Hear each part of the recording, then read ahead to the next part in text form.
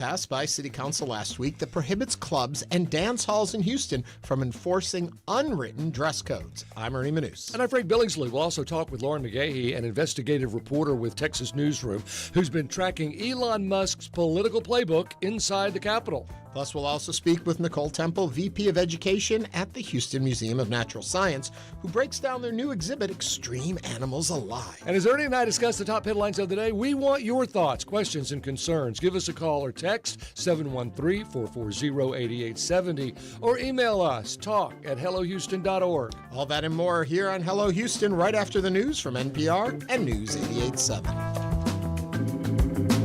Hello Houston is made possible in part by founding sponsors John Bradshaw and Kathy Sanders, and by gifts from listeners like you. Live from NPR News in Washington, I'm Lakshmi Singh.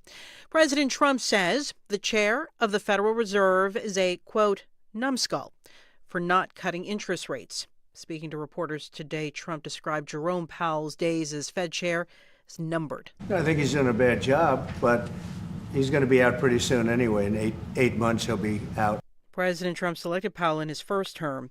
Under the central bank's aggressive campaign of rate hikes, inflation has continued to cool toward the Fed's 2% target. The Fed's opted not to lower rates as Trump wants, as economic uncertainty persists over the impact of Trump's tariffs and other conditions.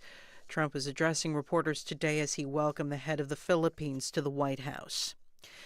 The World Health Organization and the United Nations say buildings they operate in central Gaza were struck by the Israeli military.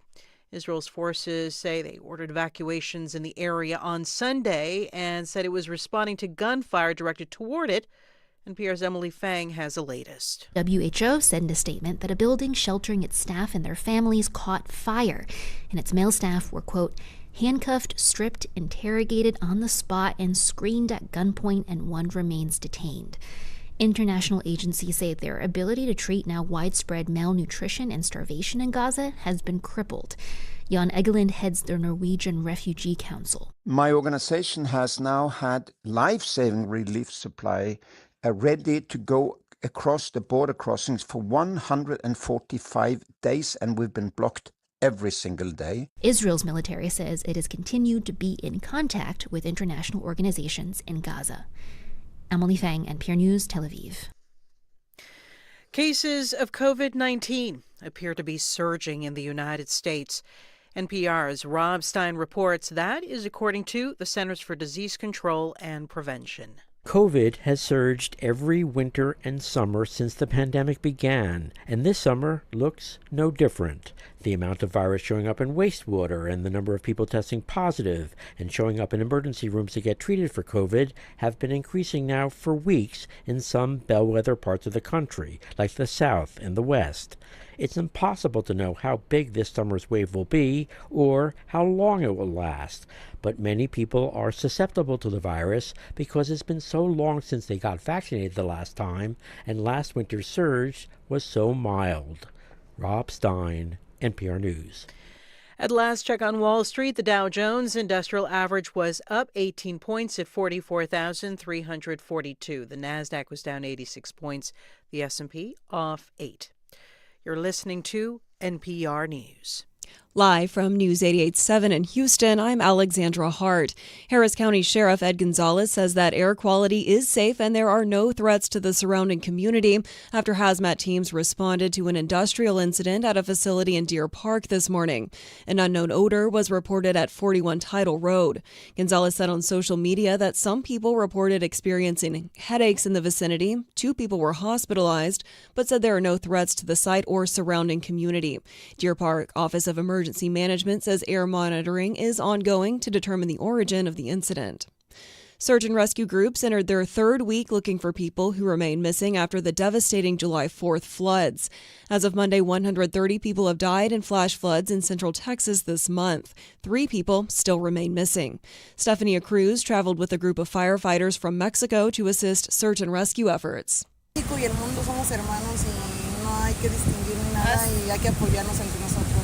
Us in Mexico, and the whole world, we're all the same.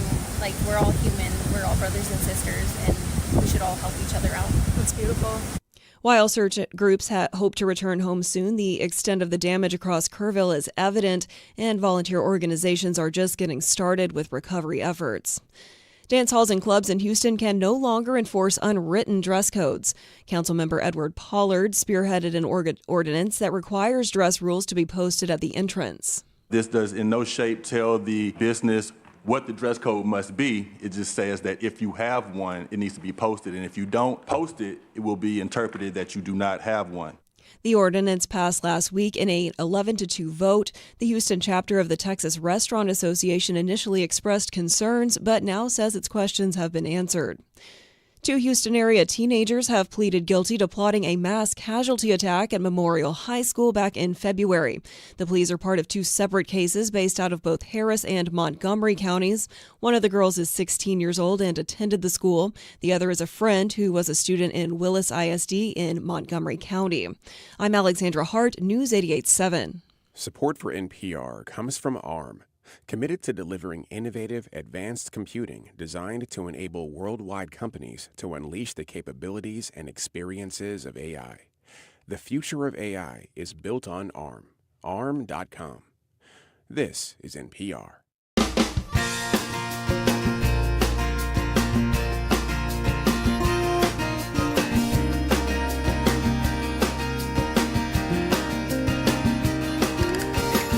Live from the University of Houston, it's Hello Houston, an open forum on today's biggest stories affecting Houston and beyond. Call now, 713-440-8870, or let us know your thoughts on today's topics by emailing us at talk@hellohouston.org. Now here's your host for Hello Houston, Ernie Manous, Celeste Diaz-Sherman, and Frank Billingsley. 2 out of 3. Yeah, welcome to the men's room. The men's room. Here we are. Let's just get to it, right? Today it's going to seem like sports radio. You got 2 guys in Celeste here. is finally on a little much-earned vacation time. She is. She's going to take a few days off, and in lieu of that, you get us. Oh, in all our glory. In all our glory. Remember, you can also see us in all our glory if you go to our YouTube channel. Easy to do, youtube.com/Houston Public Media. We stream live there every day, and in the chat section, there's a lot that goes on there, too. Frank, you're going to have to keep an eye on that today. I'll do it. I like watching this on YouTube, actually, and I'm going there right now, and already my British computer guy, any updates on the fundraising activities of that young lad? Remember the young boy who's 10 years old? I forgot to ask about that yesterday on the air. And he wanted to give money. He wanted to give $5 to NPR. And we said, we'll match whatever he raises. His father texted us, so we have his contact number back. So I'm saying this out not just to our listening audience, but to our producers. If you folks can reach back out, we'd love to know how much he made over the weekend, because Frank, myself, and Celeste all said we would match what he raised. So we're hoping he didn't go to all of his father's friends and bring in a whole lot of money. And we encourage you to match it too. So let's see if we find out what that was, and we'll get back to you on that. Remember, when you're on YouTube, like us, subscribe, and ring that bell. We made a fortune over the weekend. We had a garage sale Saturday. You know what? When you have a garage sale, it starts like a month before. Right. It's exhausting. And then you get up at 6:30 in the morning and you For those people, were they already waiting outside? They were not. For the first time ever. This is like our 4th garage sale. They usually are. They're usually like banging on the door. You got to let me in. They were not. The first person came at 8:15. But it was steady all the way through 2 o'clock. Oh. And then that's where you get to the free zone, like just take it. Take the stuff. And we left it out in the driveway overnight, and there were people that still showed up Sunday morning. We didn't have it Sunday morning, but they came and they got stuff. So we're moving. So we got rid of a lot of things. Well, I want to know how many were like Frank Billingsley fans that came out and wanted to get Who wouldn't be? Yeah. Well, I mean, how many came because they knew it was Frank Billingsley and they were looking for a little television history? Well, there? I was actually selling my book for $10 and autographing it. And I think 11 or 12 went. So people came and got selfies with me, and it was nice. Like Comic Palooza, did you charge for a selfie and charge for an autograph? No. Unlike Comic Palooza, I gave it away. And this is the difference between your life and my life. So you're doing this celebrity, I'll call it, garage sale. Somebody threw up in my garbage can. Oh, my God. I live in Midtown. My garbage can was out on the curb for garbage pickup. And the stuff got picked up, and somewhere between garbage getting picked up and me getting my can, somebody had wandered through and added to my garbage can. And then people put garbage in on top of it. So I couldn't do anything until the garbage got picked up. And for some reason, last weekend, nobody picked up the garbage. So Monday, yesterday, they finally picked up the garbage. And so now I had to clean the can. So last night, I'm cleaning that out of my garbage can. That's the exciting life I live as a public media personality compared to Frank moving into a new town or into a new skyrise apartment. Yeah. Lock and leave. It's my future. Yeah. The whole garbage pickup has been an issue under Whitmire. And I know that there are a lot of trucks that need to be serviced, the garbage trucks, and then the personnel and all of the people that were offered early retirement. That's an issue we should probably explore, but especially recycle. It's getting a little annoying for us. It used to be garbage every Monday, garbage and recycle every other Monday. Even though we had a lot more recycle than we had garbage. And now we never know when the recycle's getting picked up. We just leave it out there all the time, hoping that somebody will come along and pick it up. One of my neighbors downloaded the app to tell them. So we all put our recycling out on Sunday night because Monday was going to be the pickup, and they didn't come. Again, I think it's been like 3 weeks, 4 weeks, something like that. Hey, quick weather update. Nothing in the tropics. There was a little blip out there in the Atlantic that fell apart. Still watching this low along the South Carolina coast. It might want to wander into the Gulf like the last one did. In fact, it's still part of that same system. It might bring us some rain on Friday, but we're not looking for it to develop. In the meantime, it's just hot. So nationwide, I was watching the news this morning. They were talking about maybe it was Atlanta is going to have some ridiculous heat wave. There's some place that's getting hit with really heavy heat. Well, it's been over Georgia. And the Carolinas all summer. Remember in the beginning, it was just really, really tough. And it looks like it will continue to be that way as we go into the next couple of days, 95, 98, Atlanta, 102, Savannah. That high is just sitting there. The bad thing for us is that high can drive these systems around through Florida into Texas and Louisiana, which is what it's been doing. So I'm always wary of high-pressure systems that are big and strong sitting over Georgia. We had a high sitting over Georgia and the Florida Panhandle last July for Beryl. That's what drove it into our area, that high there. So you really got to watch those highs. Pay attention to all of that. Also, what we're paying attention to is what's coming up on today's show. We're going to be looking into Elon Musk and his political playbook here in Texas. It's kind of fascinating. We've heard so much of him on the national level, we forget about his statewide impact and what's going on there. Also, there's a new exhibit over at the Museum of Natural Science here in Houston, and we'll be visiting with them in this hour. But as always, we're going to jump into the headlines, and Celeste isn't here, so I have to start it off. Okay, go for it. Here we go. Club and dance halls in Houston are no longer allowed to enforce unwritten dress codes after City Council passed an ordinance last week requiring them to display dress rules near the entrance. Council member Edward Pollard, who we spoke to here on Hello Houston, spearheaded the effort after he said Controller Chris Hollins had trouble getting into a cocktail bar because of his tennis shoes. Yep. Yeah. So Pollard argued that arbitrary enforcement of unwritten rules at times amounts to discrimination. The agenda item was co-sponsored by 2 city council members. They utilized a relatively new power granted to city council members by voters, which approved an amendment to the city charter that allows council members to place items on the agenda as long as they have 2 of them previously, or 3 of them. Previously, that could only be done by the mayor. So that is a little shift of power. The measure was delayed 1 week by concerns for the Greater Houston chapter of Restaurant Association, Texas Restaurant Association. In a statement to Houston Public Media, their executive director said questions regarding implementation of singular requirements and their potential impact on cost to restaurants, as well as potential penalties and enforcement. But it went through now. Signage requirements, by the way. But signage. yes. What did I say? Singlish. I don't know what you said, but it wasn't. No, look, this is what happened. Well, hold on a second. What are your thoughts? Call us and join the conversation. 713-440-8870. And now we're going to hear Frank's thoughts. Well, they went to a club and almost didn't get in because Chris Hollins was in tennis shoes. And I think the bottom line is it's easy for a doorman, if he doesn't like the way you look, to say you're not dressed right. Right. We don't allow whatever. We don't allow yellow pants, and you have on yellow pants, and then you get in there, and everybody's in yellow pants, and that's what was happening. It's like we don't allow tennis shoes. You get in there, and everybody's other people are in tennis shoes. Right. But even the fact that whether or not other people are in there wearing it, it's the change in that if it's not posted, they can say anything they want. That's where it becomes discriminatory. Right, an entire group just on randomness. Well, it all started with Studio 54 in the late 70s. Yeah. You get in, you don't. You get in, you don't. Have you ever been blocked? As a matter of fact, we were in Las Vegas, and Kevin had on a really expensive pair of sandals, like Ferragamo sandals, and we were going to I think it's the Frank Sinatra restaurant at the Wynn before seeing one of the shows, one of the Cirque du Soleil shows. And they said, and we had a reservation and everything. They said, you can't come in. No men with open-toed shoes.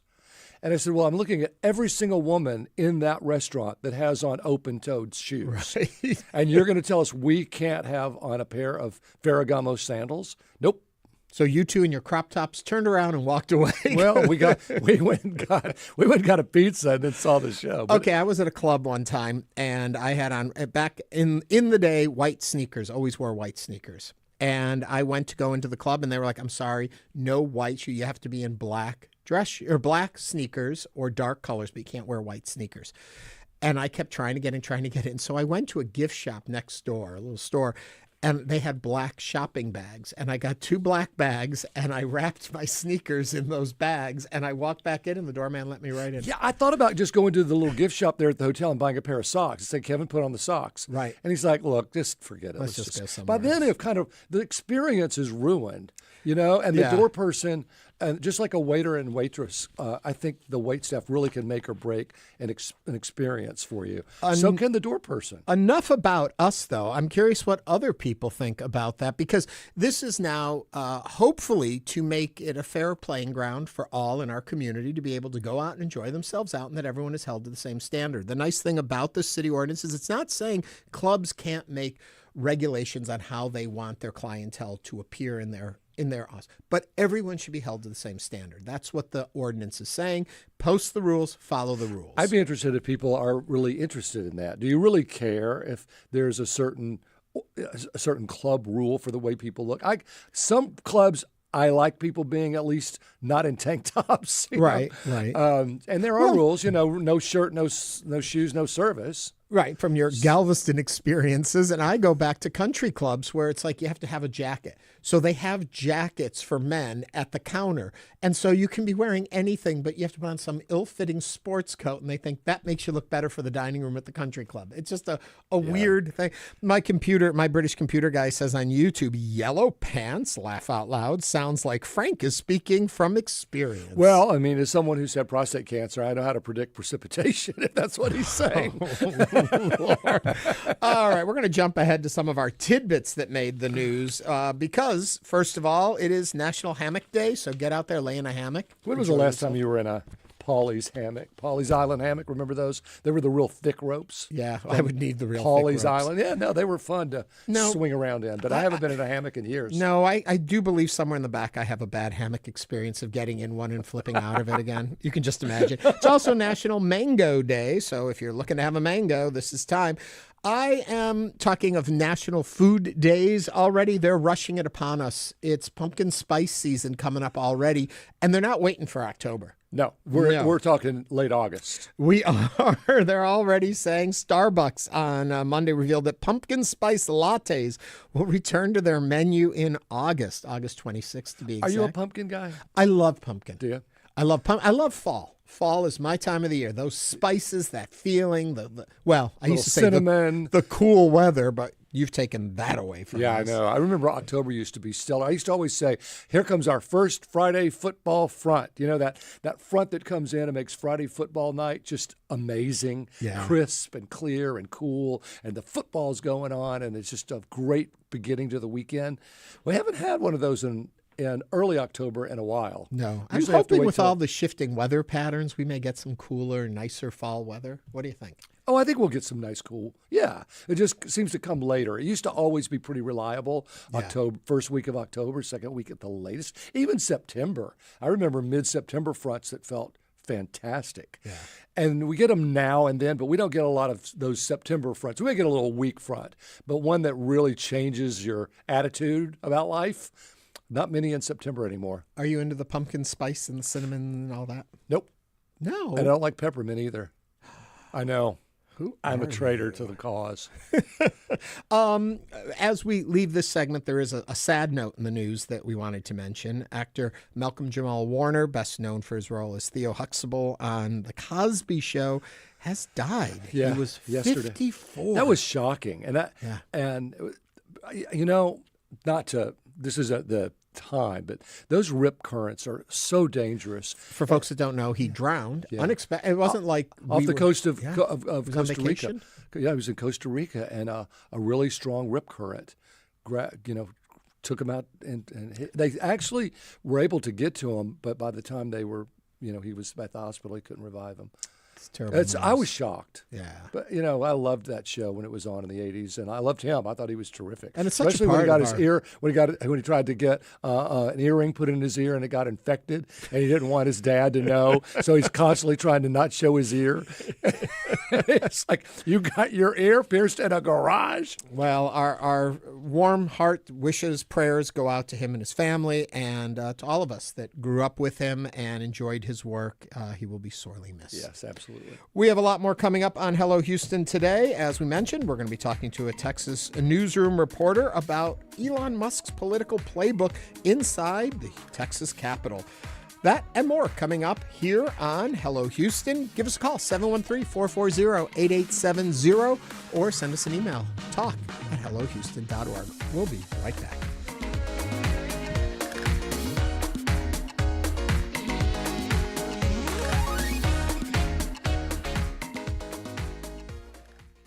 Federal support for public media has been cut, and Houston Public Media is taking a proactive step forward.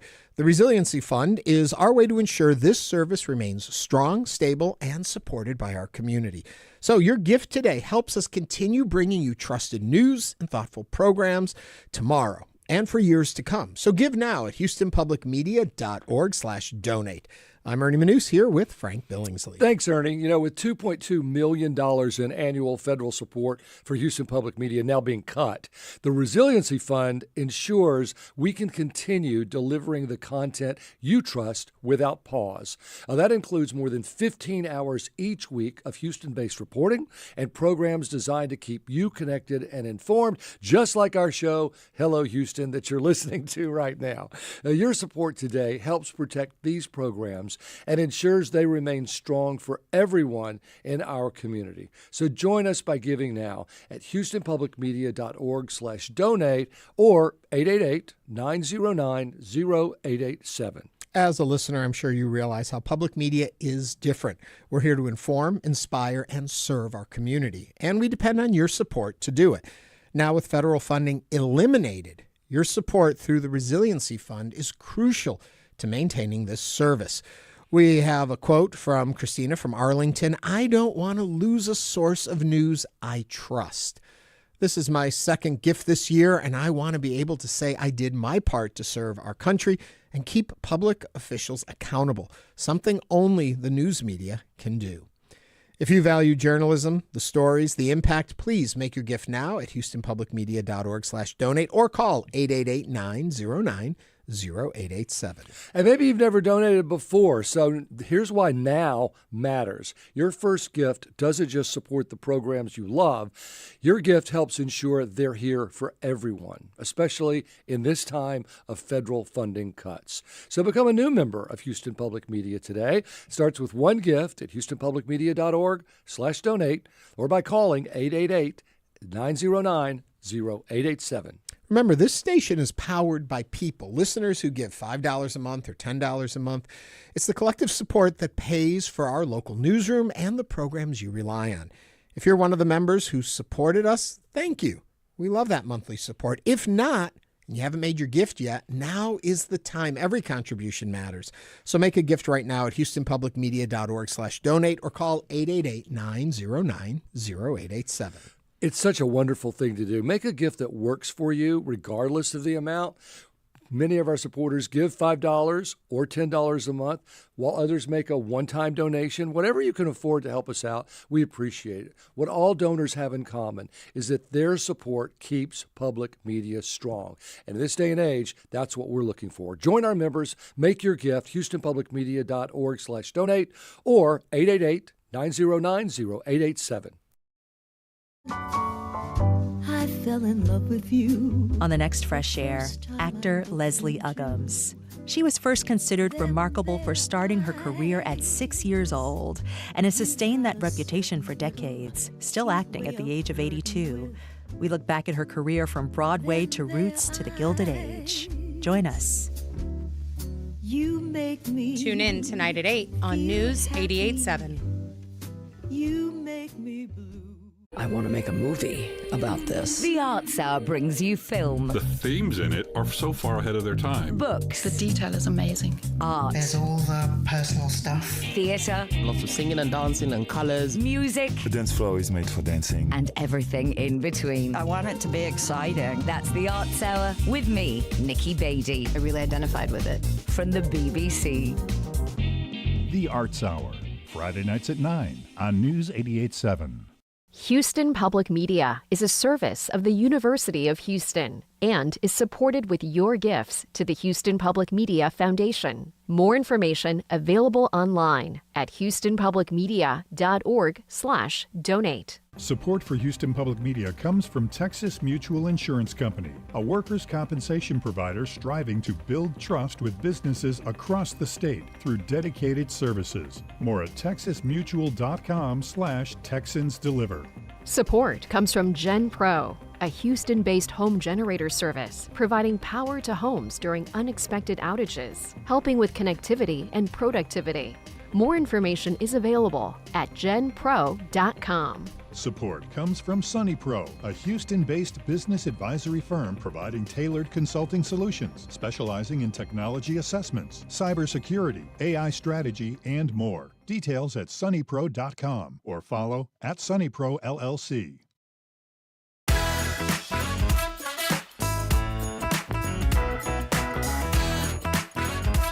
And now back to Hello Houston. To comment on today's topics, call or text 713-440-8870 or email us at talk@hellohouston.org. Now here's Ernie Manous and Frank Billingsley. Ernie, we just got a YouTube. Yeah. That says, shouldn't Hello Houston have a dress code? Both of you look like you're getting ready to mow the lawn. Okay, in my defense, I wear a black T-shirt and pretty much black slacks every day. But when we come in the studio, it's often really cold. So I keep like 3 or 4 of these little shirts in here. So if you watch and you're like, why does Ernie wear the same thing every day? It's just I call them my wraps to keep me cool.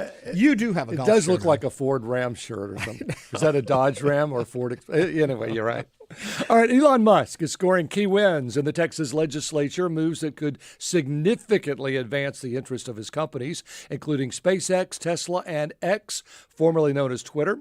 During the 2025 legislative session, Musk's influence was felt across a dozen bills pushed by his lobbyists. Nearly all of those measures passed, granting protections to the launch sites of SpaceX, expanding authority over Boca Chica Beach, tightening rules around backup power generators marketed by Tesla, and criminalizing interference with space operations. So behind the scenes, Musk was employing a dozen Texas lobbyists and spending hundreds of thousands of dollars to sway lawmakers. Those efforts included meetings with Lieutenant Governor Dan Patrick and orchestrated public comments from SpaceX employees. Joining us is Lauren McGaughy, investigative reporter with the Texas Newsroom, who has been tracking Musk's political playbook inside the Capitol. Lauren, welcome back to Hello Houston. How are you?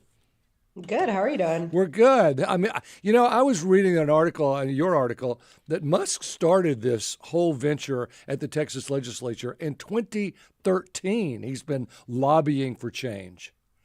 At least. I mean, he's been in Texas for a dozen years. I think a lot of people don't realize how far back Musk's investment in the state has gone. I mean, he's been down growing the SpaceX facility near Brownsville. That was more than 10 years ago. And so this isn't a new thing, but I think his investment is starting to pay off. And just a shout out also to the the YouTube commenter. I'm probably going to get some comments on the shirt that I'm wearing today. But... Yes, we don't allow cat sweatshirts, Lauren. I don't know what you're thinking.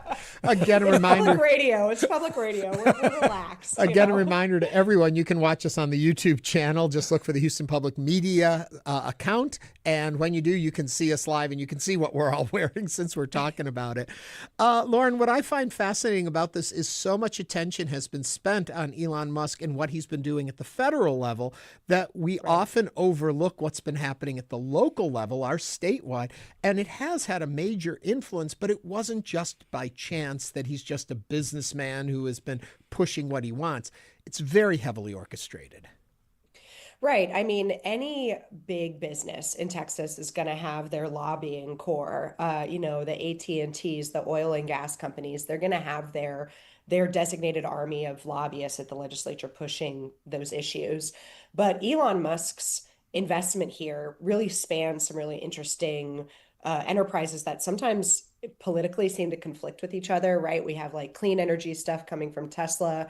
We have the aerospace issues with SpaceX, which conflict with environmentalist concerns. And so it's created interesting bedfellows at the Capitol where sometimes you see people for Elon's businesses on the one hand, against them on the other. And but at the end of the day, he's getting most of what he wants done.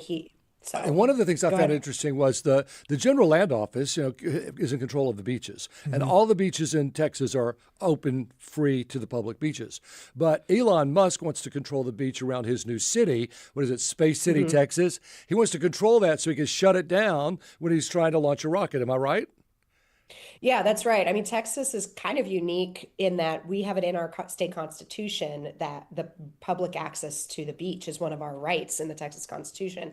And our constitution goes further than a lot of other states that have the same kind of thing. So that means usually that the control over shuttering a public beach would have to be involved with some kind of county level government, and that's where it's been for a long time there. But they just incorporated SpaceX outside of Brownsville into its own city. It is now the city of Starbase, and it's 99% made up of SpaceX employees. And this legislation that passed and became law this session will give the city of Starbase more control over when to shutter that beach. It shifts the control over these beaches to a state entity that has a former SpaceX employee sitting on the board.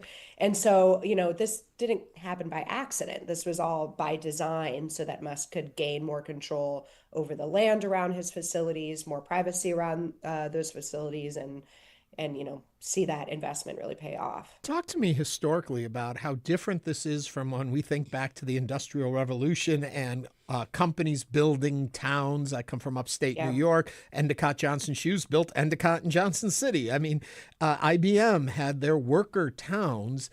That went out of fashion, but how different is the way he approached it here than those companies did 150 years ago?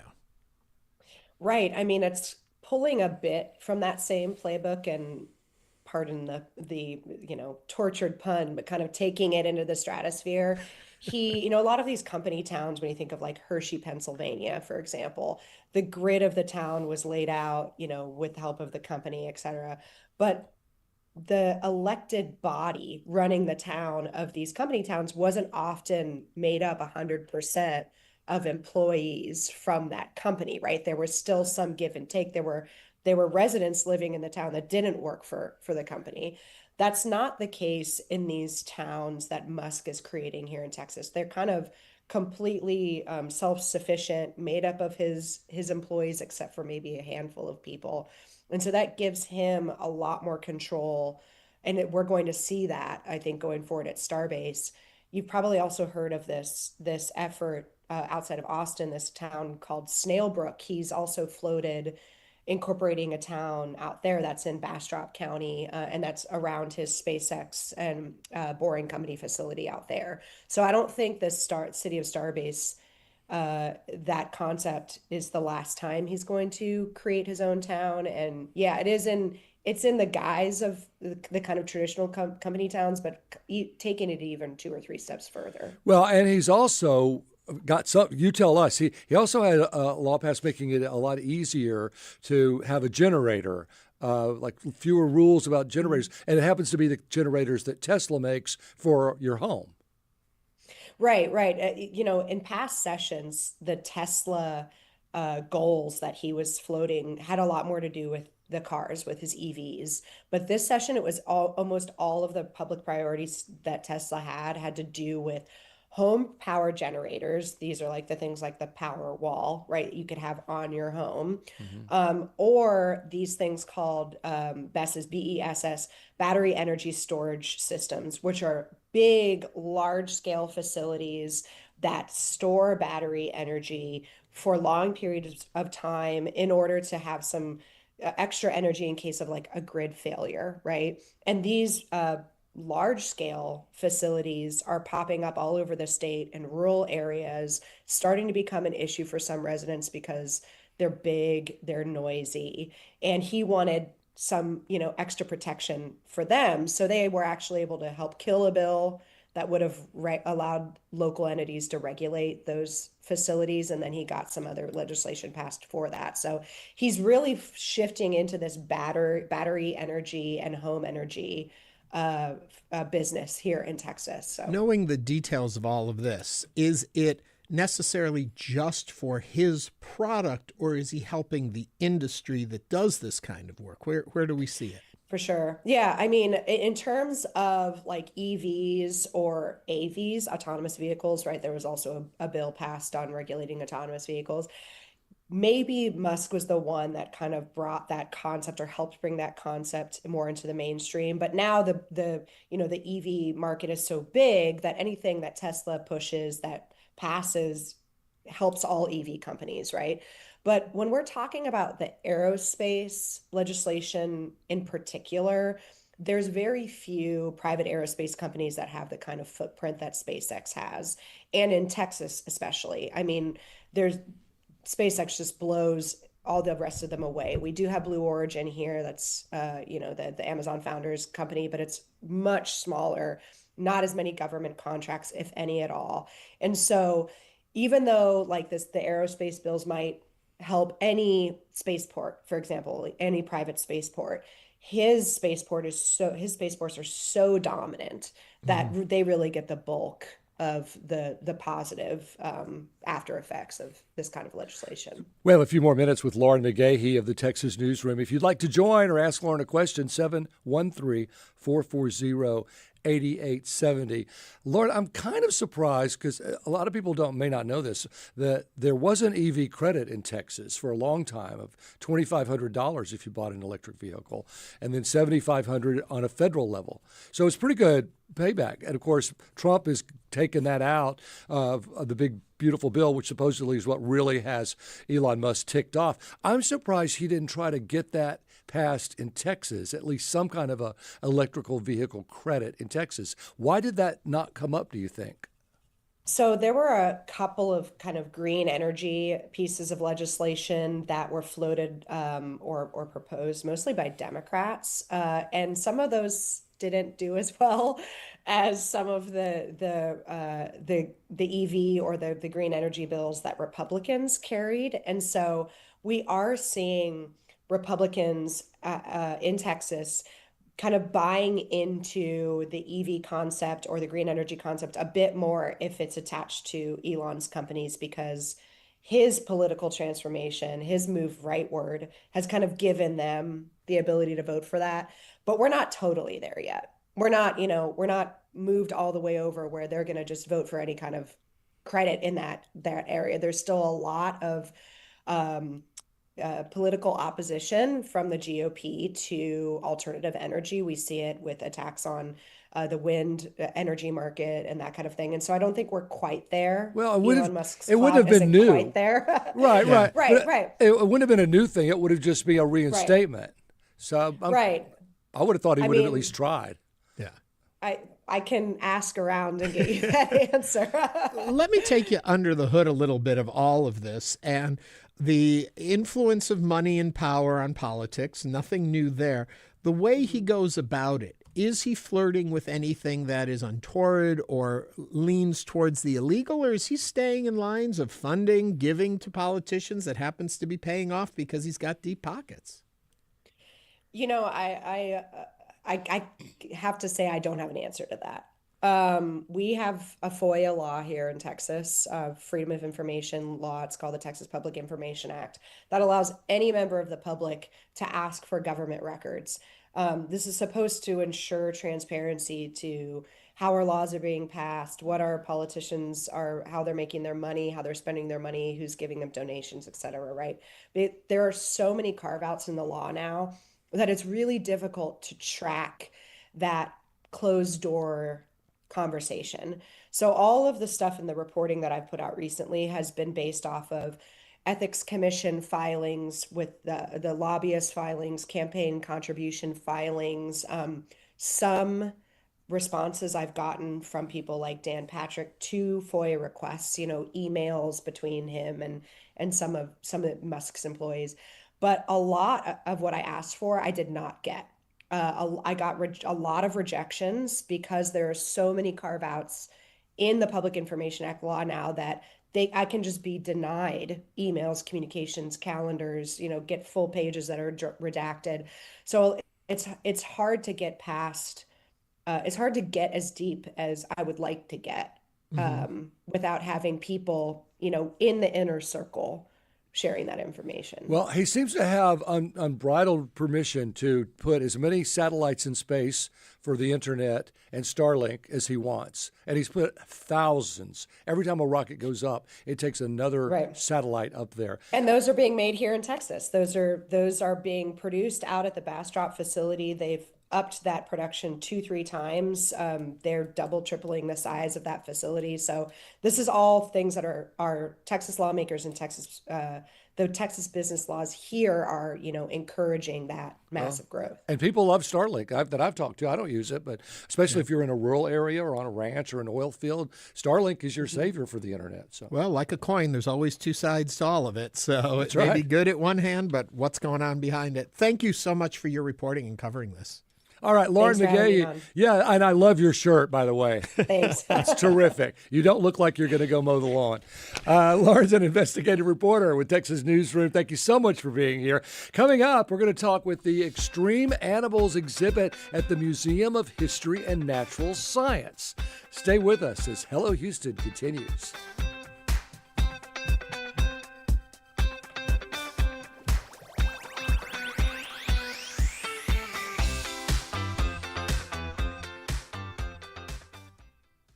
Public media belongs to all of us, but it relies on listener support.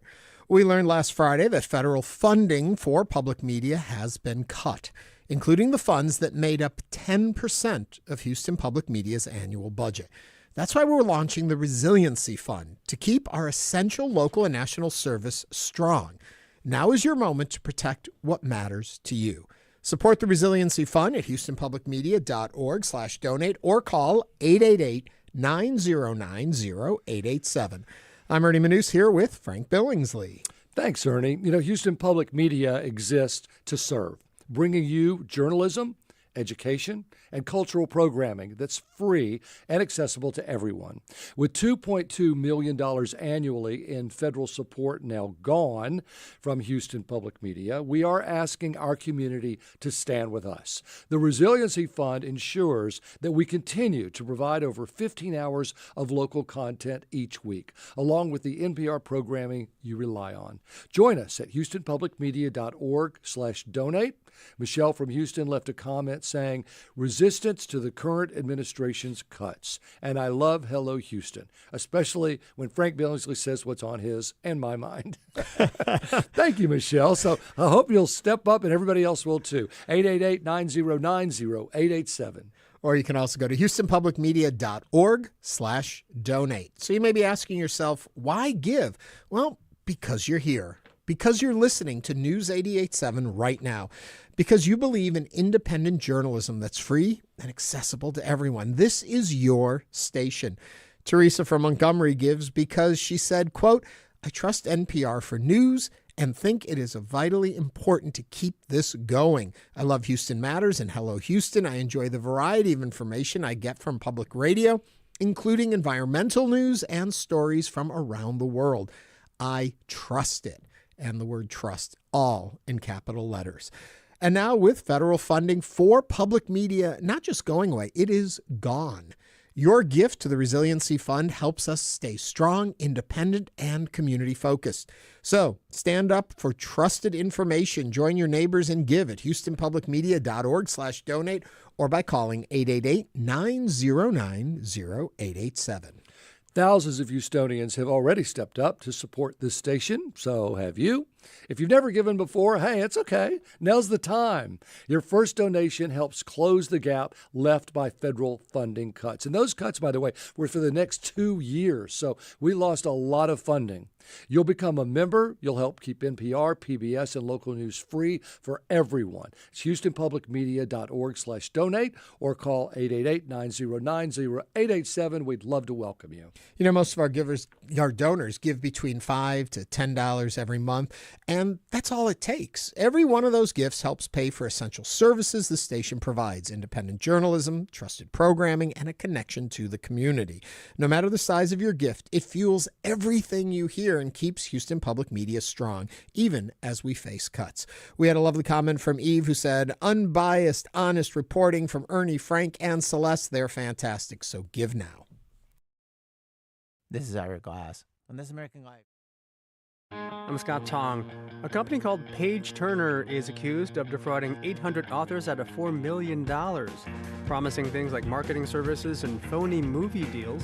They're preying on a writer's desire for recognition and publication and success.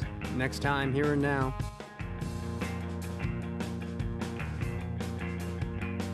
Coming up at 1 on News 88.7. This is Ira Glass. On This American Life, we like stories that surprise you. For instance, imagine finding a new hobby and realizing to do this hobby right, according to the ways of the masters, there's a pretty good chance that you're going to have to bend the law to get the materials that you need. If not break it. Yeah, to break international laws. Real life stories, really good ones, every week. Saturdays at 11 a.m. and Wednesdays at 9 p.m. on News 88.7. From English to Russian, the diverse languages spoken in the West are more connected than we think. The Indo-European languages, of which there are about 400 living today, are now spoken by nearly half of humanity. A look at the early language that birthed so many others and how researchers study an ancient language with no written text. That's next time on Think. Tune in tonight at 10 on News 88.7. Support comes from Baylor College of Medicine, creating tomorrow's medicine today. Known for their medical research and innovation, Baylor pushes boundaries through health discoveries and their pursuit to improve the health of humankind. Support for Houston Public Media comes from listeners like you and from Houston Grand Opera, presenting their 25-26 season with Humperdinck's Hansel and Gretel and Rossini's comedy The Barber of Seville. Subscriptions and more at hgo.org.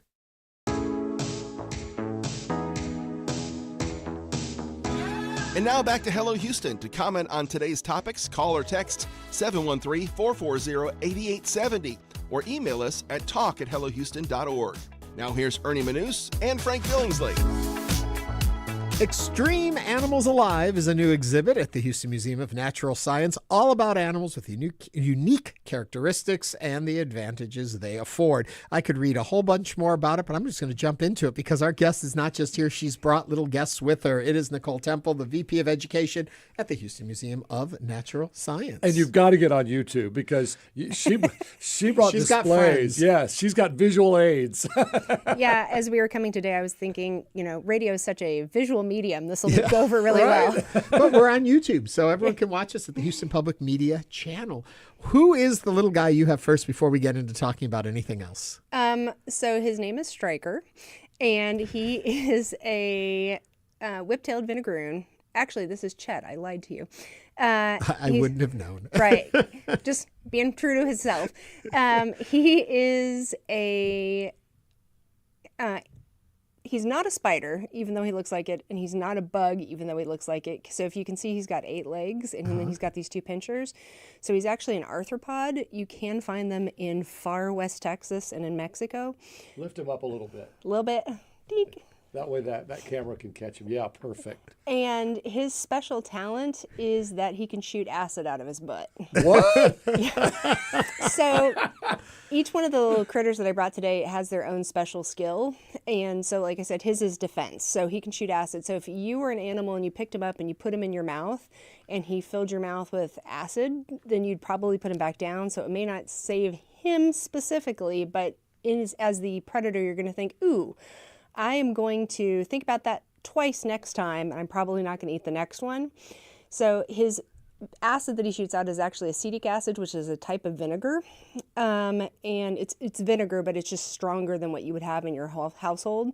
So it can burn eyes, it can make your mucous membranes in your nose water, it can make you salivate and sort of get sick to your stomach. When it says make you, are you talking about the predator, or if he sprayed you handling him? If he sprayed me handling him, I'd have the same reaction. It would hurt, but I know that he's not particularly a danger. He's a little bit feisty today. You can't tell on the camera. Yeah, the way he's just sitting there. We have a YouTube question. Where's he native to?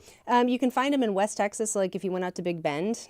But you can also find him in Mexico and kind of New Mexico. They're desert creatures, basically. I want to make sure we don't bury the lead, though, first. So tell us a little bit about the exhibit, what's going on with it, how long it's there, what people can see, and then I want to go back to more of the things you brought with you. Okay, so the exhibit is Extreme Animals Alive. It's got 6 galleries. The galleries are divided up into basic topics. So the first one is, what is an adaptation?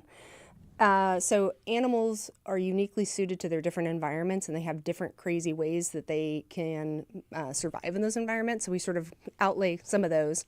The second section is about superpowers, and that's like acid out of your butt. Yeah, like acid out of your butt. And then I brought a scorpion today, so you can see how they biofluoresce. The scorpion's not alive. The scorpion's not alive. Okay. So Can you lift it way up by the camera? Yeah, so we can all see that. So glowing is we're calling it a superpower. There are a bunch of them in there. You may not know that your basic everyday Virginia possum actually glows kind of a hot pink under black light. The third gallery is extreme cold. Then we have extreme heat, which has got one of our little stars of the show, the fennec foxes. And then we go to extreme dark, and then we end up in living fossils. Did you bring any foxes with you today? I did not bring any foxes. So everybody's excited about the foxes, but they're like divas. It's a whole thing because they have to. Oh, we know about divas on this show, so they have to travel together. It's like they are a bonded unit, so you can't just bring one. You have to bring all of their accoutrements. It's like carrying a toddler. So what else? Do you have a number on how many different species of what there are at this exhibit? There are a bunch of different animals, and it gets a little bit fuzzy when you get to the touch tank that's at the end, because there's probably 50 or 60 different species. But in the galleries 1 through 5, there are probably 35 different animals. Oh, wow. So you need to plan on maybe an hour and a half for this exhibit. Yes. And so one other thing you need to note is that we've made sure that the animals are safe and healthy. So they have larger enclosures than they might in your home. So you need to plan on some time for hide and seek. And sometimes the animal's in plain sight, but its special talent is camouflage. So we have like one container. We have one container that's actually got 6 frogs in it, and most people can only find one. Where's Waldo? Yeah, exactly. Speaking of where are things, there's something in your hand right now, and I think he's leaving a little gifts on the table below him. Oh, that's bark from his cage. Oh, okay. This is the giant African millipede. It is grotesque. That's a centipede? What? No, it's a millipede. If it was a centipede, I'd be a little bit dicier about holding it. It's already making me creeped out. Okay, why? Where's that from? So this is from Africa. We do have them in Texas. We have several species in Texas, but this one makes for a nice large presentation. I'm going to hold his little body up, and I'm going to point towards the camera. Yep. So when he feels like he's in danger, he'll tuck his head into he's scared. Yeah, into his coil, and then he will roll up his feet, but these are all his little legs that are protecting him. Millipedes are supposed to be 1,000 legs, but secretly most millipedes only have about 250. You only get the truth here. What a lie. What a scandal. Yeah, there's one that does have like 1,000 feet or legs, and it is weird looking. So he's a living fossil. We have a model of what they would have looked like from the Carboniferous. And they would basically have been as long as this table. Oh, wow. And they would have been flatter and looked more like centipedes. So it was a very large creature because there was so much more oxygen in the air. They could grow to a larger size. He also That's kind of fascinating. And also, I was very rude to say he's creepy. He's actually very pretty. He looks like a nice wood carving. Yeah, he's beautiful. You're Let me right. get the other one and see if he'll behave, because this one's just hanging out. Yeah, we have about a minute left. And while we're talking, are any of these little guys, any of these guys in danger of becoming extinct? No, none of these are. We Good. do have a couple animals that we have taken over from from other people because they were confiscated or whatever, but everybody that we have is permitted and is safe. How long is the exhibit? Till when? And it's at least through the end of this year. Oh, nice. So what do you want folks to take away from after going and visiting the exhibit? Look at those legs go. That is awesome. If you're not watching on YouTube, you are missing it. So look at that. What I would like people to take away from is that all these animals are super cool. People love animals. They love animals sometimes more than they love humans. But these animals are very well adapted to their environment. And guess what happens when their environment changes more rapidly than they can? We are in danger of losing all these cool animals. Shows how we need to take care of our Earth. Wow. There are a lot of exhibits going on at the museum. We can't go over all of them, but go to the website. There's tons. Before we run out of time really quickly, aren't you guys like one of the most visited museums in the country? Yes. And the museums that are more visited than us are often free to go to, or they are government funded. Well, always something fabulous to see there. If this is Nicole Temple, who is the Vice President of Education at the Houston Museum of Natural Science and their exhibit Extreme Animals Alive. Thank you for bringing them in. Yeah, not a problem. They're so cool. Coming up on Hello Houston, we'll continue diving into the top stories of the day. So stay with us. Don't go anywhere. You're listening to News 88.7.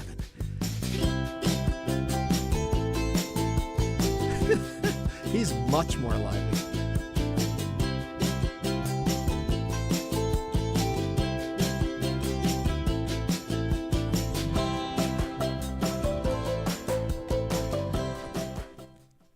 Federal support for public media, including this station, was cut. But this station runs on something even stronger: you. Today, more than 90% of Houston Public Media's funding comes directly from our community. That's why we've launched the Resiliency Fund to protect the future of independent local public media right here in Houston. Your gift today supports vital reporting and enables us to produce more than 15 hours of local content each week. Support the Resiliency Fund now at houstonpublicmedia.org/donate or call 888-909-0887. I'm Ernie Manous with Frank Billingsley. Well, exactly, Ernie. When you give, you keep NPR journalism and all of our local programs strong and accessible to everyone. The Resiliency Fund is a powerful way to ensure that this trusted service remains available to you and your neighbors. So join us by giving now. HoustonPublicMedia.org/donate. Scott from Houston donated to the Resiliency Fund and left us a comment explaining why he made the donation. Quote, "There's absolutely no substitute for the quality programming found on public media. We cannot do without it." And that is so true. And you know what? This just in, we have a new Studio Society member from Pearland. We want to thank you for that enriched support. And we ask all of you to make a gift right now if you can. Houston Public Media isn't owned by a corporation. It's owned by you. This is your station. And the way we stay strong is through your support. So give us a call at 888-909-0887 or houstonpublicmedia.org/donate. Stay tuned. There's more Hello Houston on the way with Ernie Manous, Celestia Sherman, and Frank Billingsley. For the latest in local news, subscribe to the Hello Houston daily newsletter at houstonpublicmedia.org. Hello Houston is a production of Houston Public Media. The opinions expressed by the guests of this program are solely their own and do not represent the views of management, staff, or underwriters of Houston Public Media. This is News 88.7.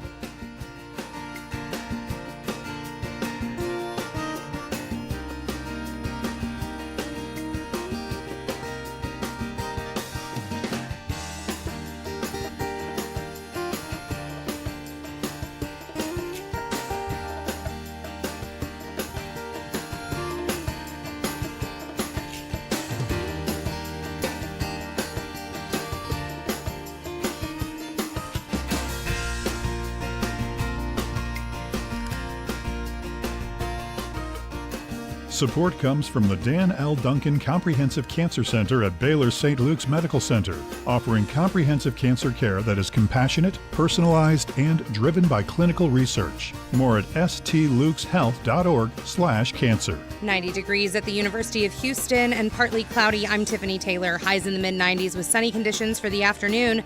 Lows will be around 80. This is your NPR station, KUHF Houston, News 88.7, a service of the University of Houston.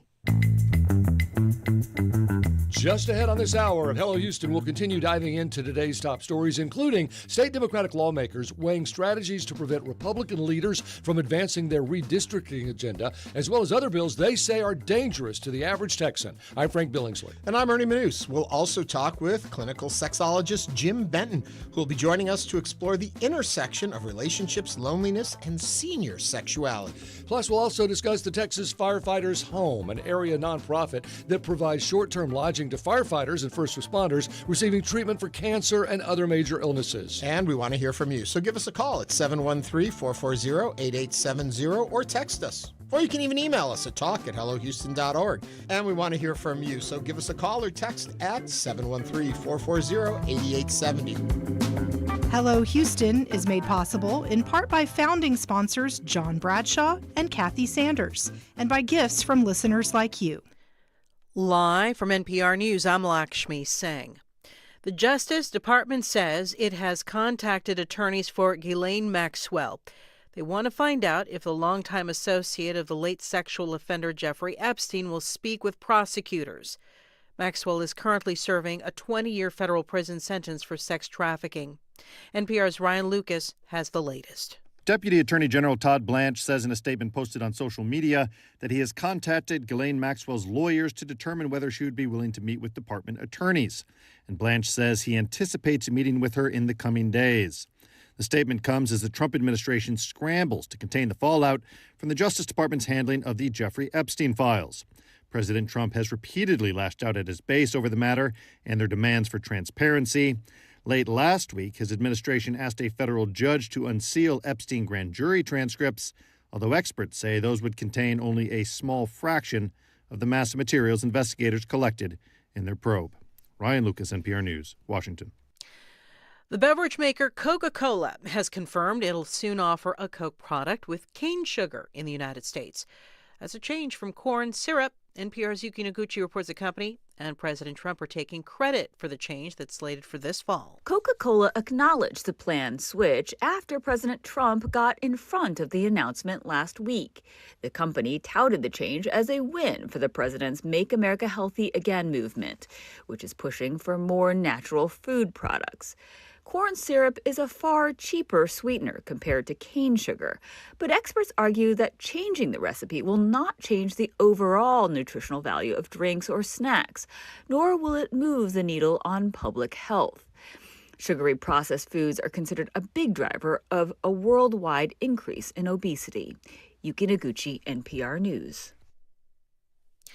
Russia and Ukraine are expected to hold another round of peace talks. President Trump has been urging the warring rivals to reach a ceasefire and has been critical in recent weeks of Russia's failure to commit to an agreement.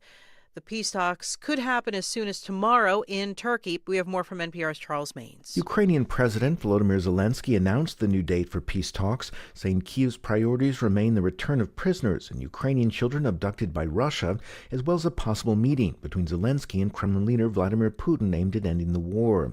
The return to negotiations comes as President Trump has threatened additional economic penalties on Russia if Moscow doesn't agree to a ceasefire by early September. Yet the Kremlin insists Russia wants peace only once its objectives in Ukraine are reached, and Putin's spokesman, Dmitry Peskov, says Russia and Ukraine remain diametrically opposed in their proposals to negotiate an end to the war. Charles Maines, NPR News, Moscow. From Washington, this is NPR News. Live from News 88.7 in Houston, I'm Alexandra Hart. Crews in the Texas Hill Country are still on the search for 3 missing people after the catastrophic Central Texas floods this month. Though some first responders hope to return soon, recovery efforts could take years. Major Philip Sawyers with the Salvation Army anticipates being out in the area for up to 2 years or until, quote, the funding runs out. He said not only is the organization helping to move some residents into temporary housing, but also to work with them in the rebuilding process. If they're having difficulties with insurance and that type of stuff. But it all starts in signing up with the FEMA number. On Monday, Kerr County commissioners voted to waive building fees for people affected by the July 4th floods. The Houston City Council is expected to approve a contentious plan tomorrow for how to spend federal disaster recovery funds awarded after last year's storms. The bulk of the $314 million from the U.S. Department of Housing and Urban Development will go towards backup power generators at city facilities, with only $50 million flowing to unmet housing needs. Zoe Middleton with the Union of Concerned Scientists says that'll leave homeowners on the hook for repairs. And you'll see over time, like this reputation that Houston has for being relatively affordable for a large city start to evaporate as the existing affordable housing stock bears the brunt of extreme weather. The original plan allocated no funding towards housing. That was increased to $50 million after organized community backlash. Harris County Sheriff Ed Gonzalez says that air quality is safe and there are no threats to the surrounding community after hazmat teams responded to an incident at a Deer Park facility this morning. Gonzalez said on social media that some people were reported experiencing headaches from an unknown odor in the vicinity and that 2 people were taken to the hospital, but said there are no threats to the site or surrounding community. Deer Park Office of Emergency Management says air monitoring is ongoing to determine the origin of that incident. I'm Alexandra Hart, News 88.7. Support for NPR comes from NPR stations. Other contributors include Fisher Investments. Fisher's dedicated team of specialists provide resources on investing, retirement income, estate planning, and more. Learn more at FisherInvestments.com. Investing in securities involves the risk of loss.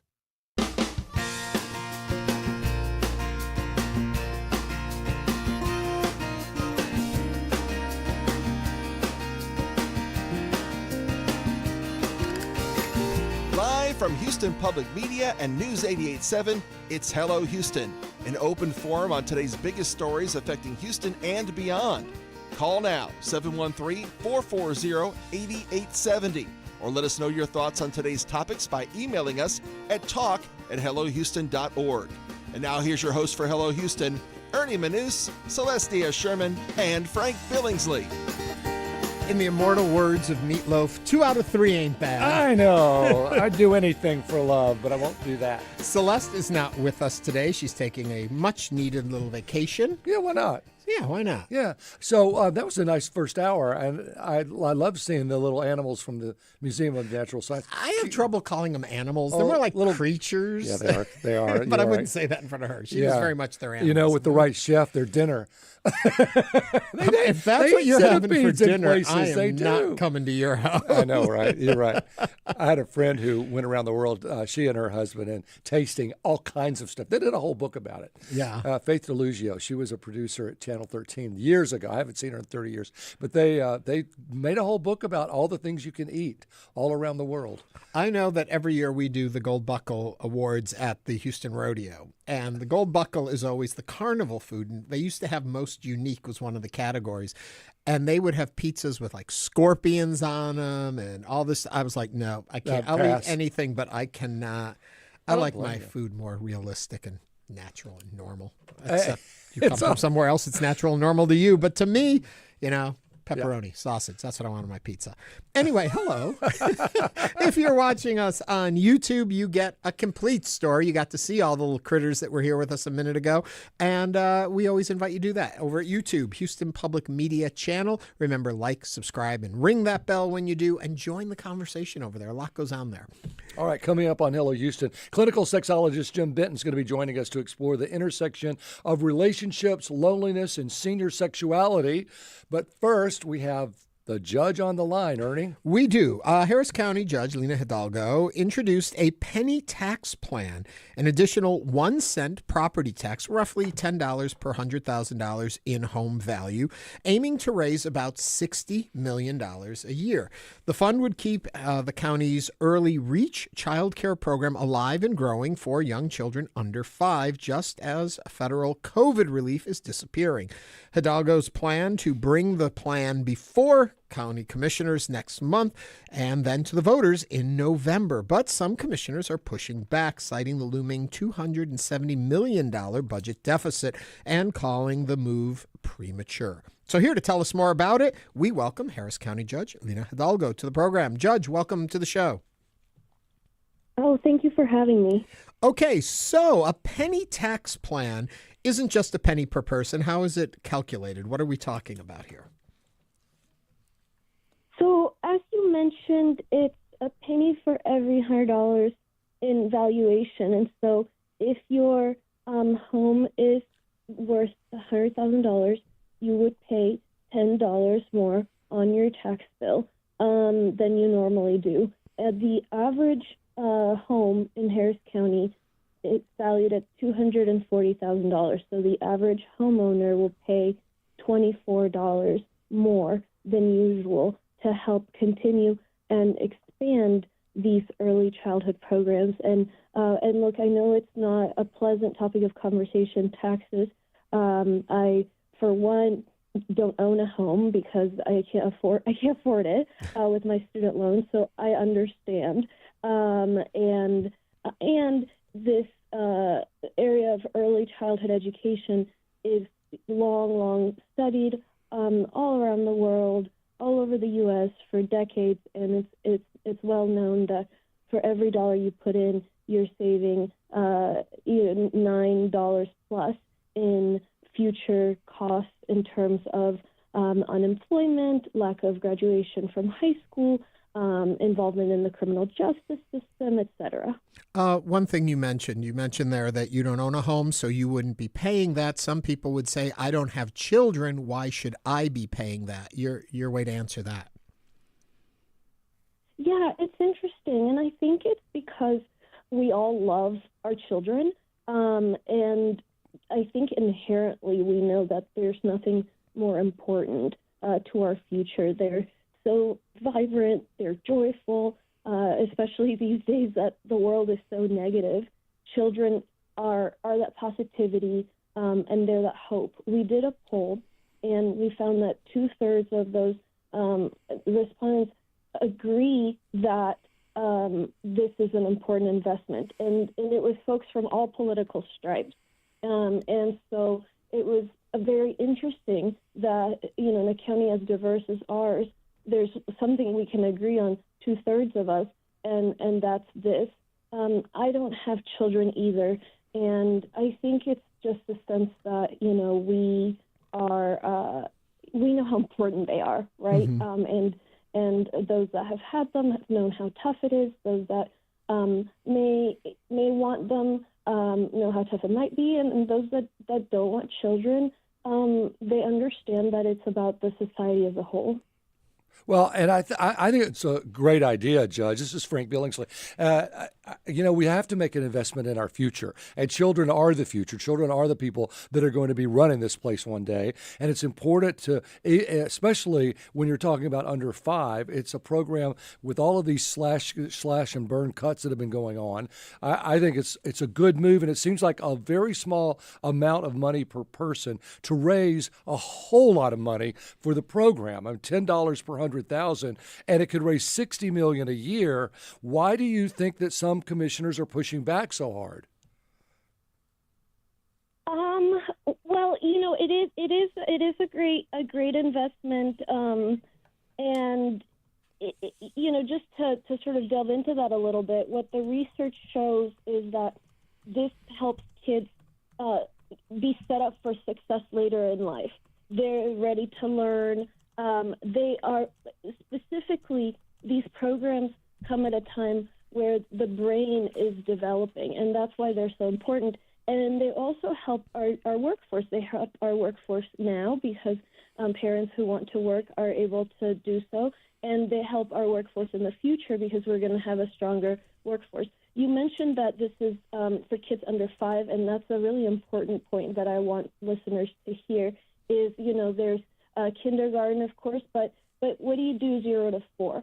And so the program has 3 parts. One is for increasing the quantity of those early childhood slots 0 to 5, 4, and then the quantity of the slots and then some summer programming. And within that, we have specific programming for kids who are in the foster system, who are homeless, or who are have suffered from domestic violence. So, it does seem to me like something that I think the community will support and is behind, just based on the polling we've done. In terms of the commissioners, they may have a different opinion, and I'm not allowed by law to speak to them directly. I can only speak to one of them, so I can't answer that for you. What I think is the best argument for why they should put it on the ballot, and why I think it's really a no-brainer, is we're simply bringing the question to the constituents. So on August 7th, there's going to be a vote, and the question before the Commissioner's Court is, are you willing to put this on the ballot? And that's going to be the only ballot item coming from Harris County as an entity. And so to me, it's a no-brainer. I mean, let's at least ask the question instead of letting these programs die, because if we don't fund them, then the programs that are going on right now will just end. And all of that momentum, all of those child care centers, all of those professionals, nonprofits that are involved, all of a sudden they lose this funding. So we've been working on this for years, all of our offices together, and to lose that, it would be very, very hard to restart it. But I think that it's a question that's important enough and that's complicated enough that the community should be able to answer. There's a question from Nicole Levy on our YouTube page, Judge. Says, how many children does this child care system actually serve? So it's about, right now, we serve in the tens of thousands, and for these programs, we're investing around $30 million. So to move it to $60 million, the number would increase. I don't have an exact number right now, because that's part of the conversation, to have with the commissioners, is like, would you like to see a little bit more here, a little bit more there, in order to get it on the ballot? For me, it's like, at least gives the taxpayers a chance to decide whether or not they want this. Now, let me answer the question a different way.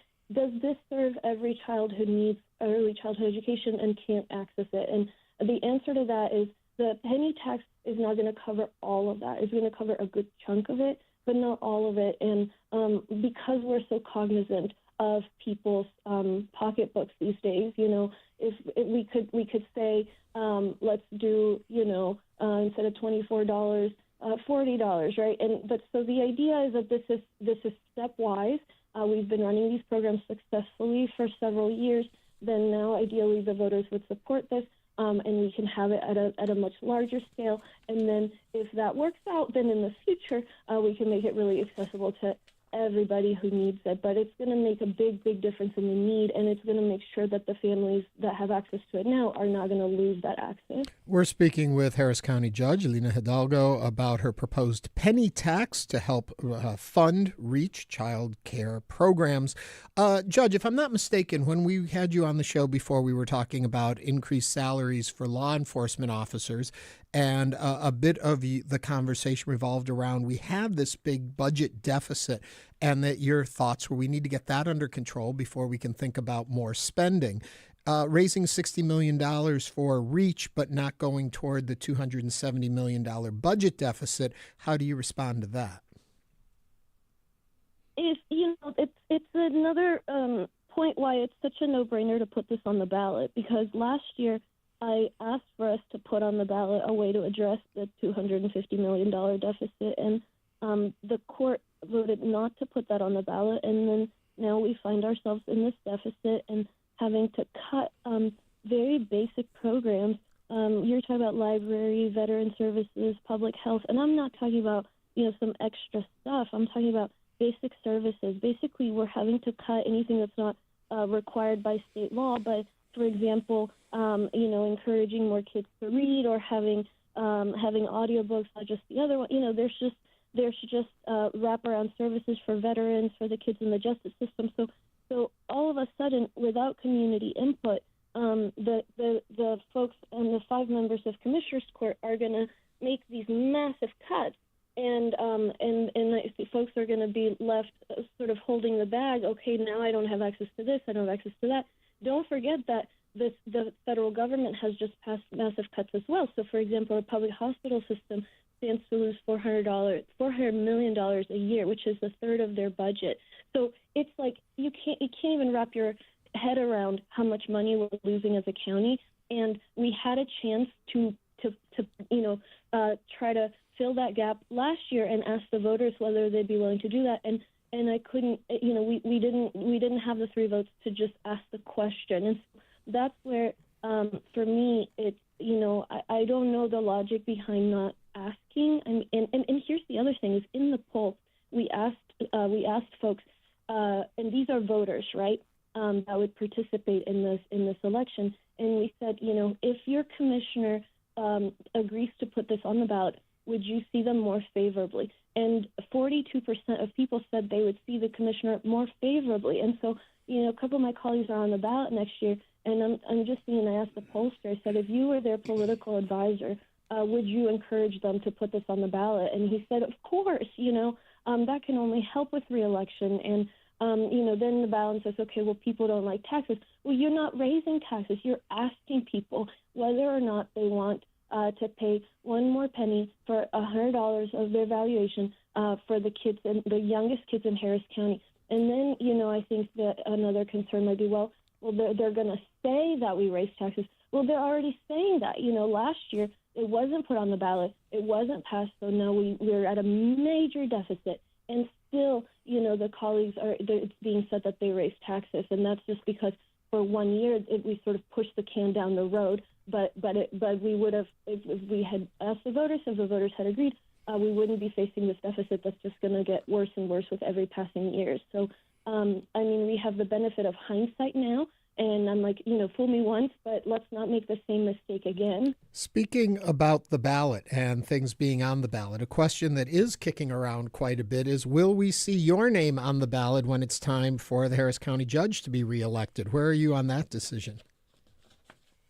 Oh, that was a nice segue. It was a decision that I wanted to be. It's something I wanted to be very thoughtful about and consider fully. And as soon as I'm ready to share a decision, I will. And so I'm afraid I don't have any news to break for you right now, unfortunately. You knew we were going to ask. You were going to ask me about CD18. Yes. I forgot that might come up. So right. I was actually surprised, and that was a good segue. Yeah, we love exclusives around here if we can get them. Ernie's famous for that. Yep. I am curious. When might you have a decision, Judge? I hope here soon. One of the things that I'm thinking about right now is obviously the deficit, but also just the extent to which the federal funding was cut. And so candidly, I wanted to announce this sooner, but now that we're just in such an unstable place, obviously that there's this program that I'm hoping to get support for putting on the ballot. I think, I said a couple weeks, maybe a week ago, and I'm just going to have to put it back at a few weeks. Now, when I ran the first time in 2018, I remember I ran, I filed in August, and I was early, so I certainly don't want to make it to where anybody's at a disadvantage because of an announcement. I really, right now, I haven't announced one way or the other, but I'm also cognizant of the timing, and I just think so far, it's still early. I know some candidates announced very, very, very early in the event that I decided not to run, and that's just, the election is still a year and a half away, primary, well over 6 months away, so it should be a few weeks. All right. Well, Judge, I hope when you do decide to make that conversation or that decision, you'll come back and have a conversation with us about it. Thank you for taking the time to talk to us today about the penny tax plan, and we'll be watching it to see what happens next.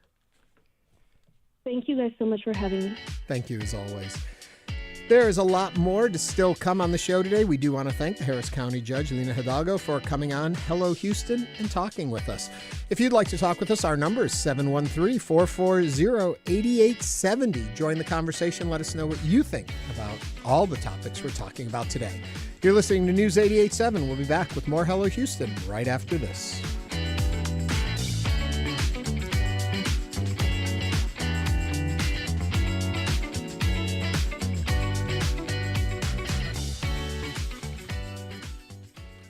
We're coming to you today with an emergency fundraiser because we learned last Friday, as did all of you, that federal funding for public media was cut. At Houston Public Media, that means $2.2 million loss to our annual budget. Our response to this is the launch of the Resiliency Fund, so we can continue to delivering you trusted journalism and local programming without interruption. You can make your gift now at houstonpublicmedia.org/donate or by calling 888-909-0887. I'm Ernie Manous here with Frank Billingsley. Stephanie from Houston donated and left a sweet comment because she said she loves us. And just so you know, it goes both ways. We love our listeners and are so humbled, when their response to the recent budget cuts and the strength in which our community has come together to continue to support us.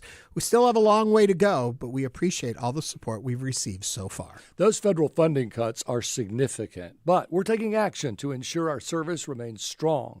The Resiliency Fund protects everything you value, from NPR News to over 15 hours each week of Houston-focused programming. That's houstonpublicmedia.org/donate. 888-909-0887. You can support this essential work right now. Connor from Houston left a nice comment about why he gives. Quote, "The government has repealed funding for a service that I believe is necessary to an informed society." Thank you so much, Connor. You can also give by joining us at houstonpublicmedia.org/donate. You hear us say it all the time, your support powers public media, and it's true. But it's not just about keeping the lights on. It's about funding fact-based local reporting and stories that matter. With federal funding for public media eliminated, your donation to the Resiliency Fund is more important than ever. You can be part of this important work. Patty in Springs says, "I've been an avid listener since 1978. Now on a fixed income, I wish I could give more. I'll try. Love Houston Matters, Texas Standard, Hello Houston, WWDM, DTM, and so many more. Best wishes." Thank you so much, Pat. We truly appreciate it. Now it's time for you to make your donation and help out Pat, who wanted to give more but can't because of a fixed income. Well, maybe you can give a little more today at houstonpublicmedia.org/donate or by calling 888-909-0887. Perhaps you've considered giving, but you just haven't taken that first step yet. Well, why wait? Becoming a new member of Houston Public Media is quick and easy, and today your support helps close the gap left by federal funding cuts. Join the community that values fact-based news and local storytelling. Make your first gift now, houstonpublicmedia.org/donate or 888-909-0887. You know, the truth is this station only exists because listeners step up to support it. And most do it by giving just a few dollars a month, maybe $5 or $10 at a time. That funding keeps our local newsroom going, our programs on the air, and our service free and accessible to everyone. You don't need to give a lot. Just give what feels right for you. And give now. All gifts add up, and it all matters. Make your gift right now at houstonpublicmedia.org/donate or call 888-909-0887. Our members give in all kinds of ways, one time, monthly. Every one of them plays a role in keeping this station strong. Your donation, no matter the size, helps pay for the trusted news and programs you count on. We use your gift efficiently and with purpose to serve you and our community. Make your gift right now at houstonpublicmedia.org/donate or call 888-909-0887. We lost about 10% of our operating budget thanks to these cuts, so now we need to make it up, and you're the best way to help. With your support, we can keep this mission alive. Give us a call, 888-909-0887. So in a weird way or an unexpected way, American AI cannot succeed without China, right? NVIDIA needs to sell chips over there, and China has really sophisticated engineers, and they are at the forefront of AI development. And so you're going to want some of that talent. I'm Michael Barbaro. That's Today on the Daily from the New York Times. I'm Jeremy Hobson. Next time on The Middle, the U.S. national debt currently stands at over $36 trillion, and President Trump's so-called Big Beautiful Bill is expected to add to that rather than reducing it. Higher interest rates means that just servicing that debt is getting very expensive, and economists of all stripes seem to agree that we have a problem. So what should be done to reduce the national debt? That's next time on The Middle.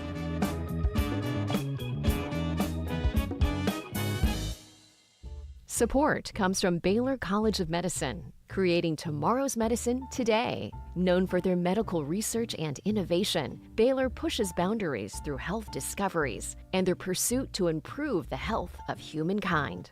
Support for Houston Public Media comes from listeners like you and from Houston Public Library Foundation, opening doors to discovery this summer through educational programs, books, and digital tools for everyone. More at HoustonLibraryFoundation.org. Support comes from GenPro, a Houston-based home generator service providing power to homes during unexpected outages, helping with connectivity and productivity. More information is available at genpro.com. Support comes from the Eternal Gandhi Museum Houston, highlighting the power of nonviolent conflict resolution through examples of peace leaders worldwide. Now open. Field trips and group visits available. More at egmh.org.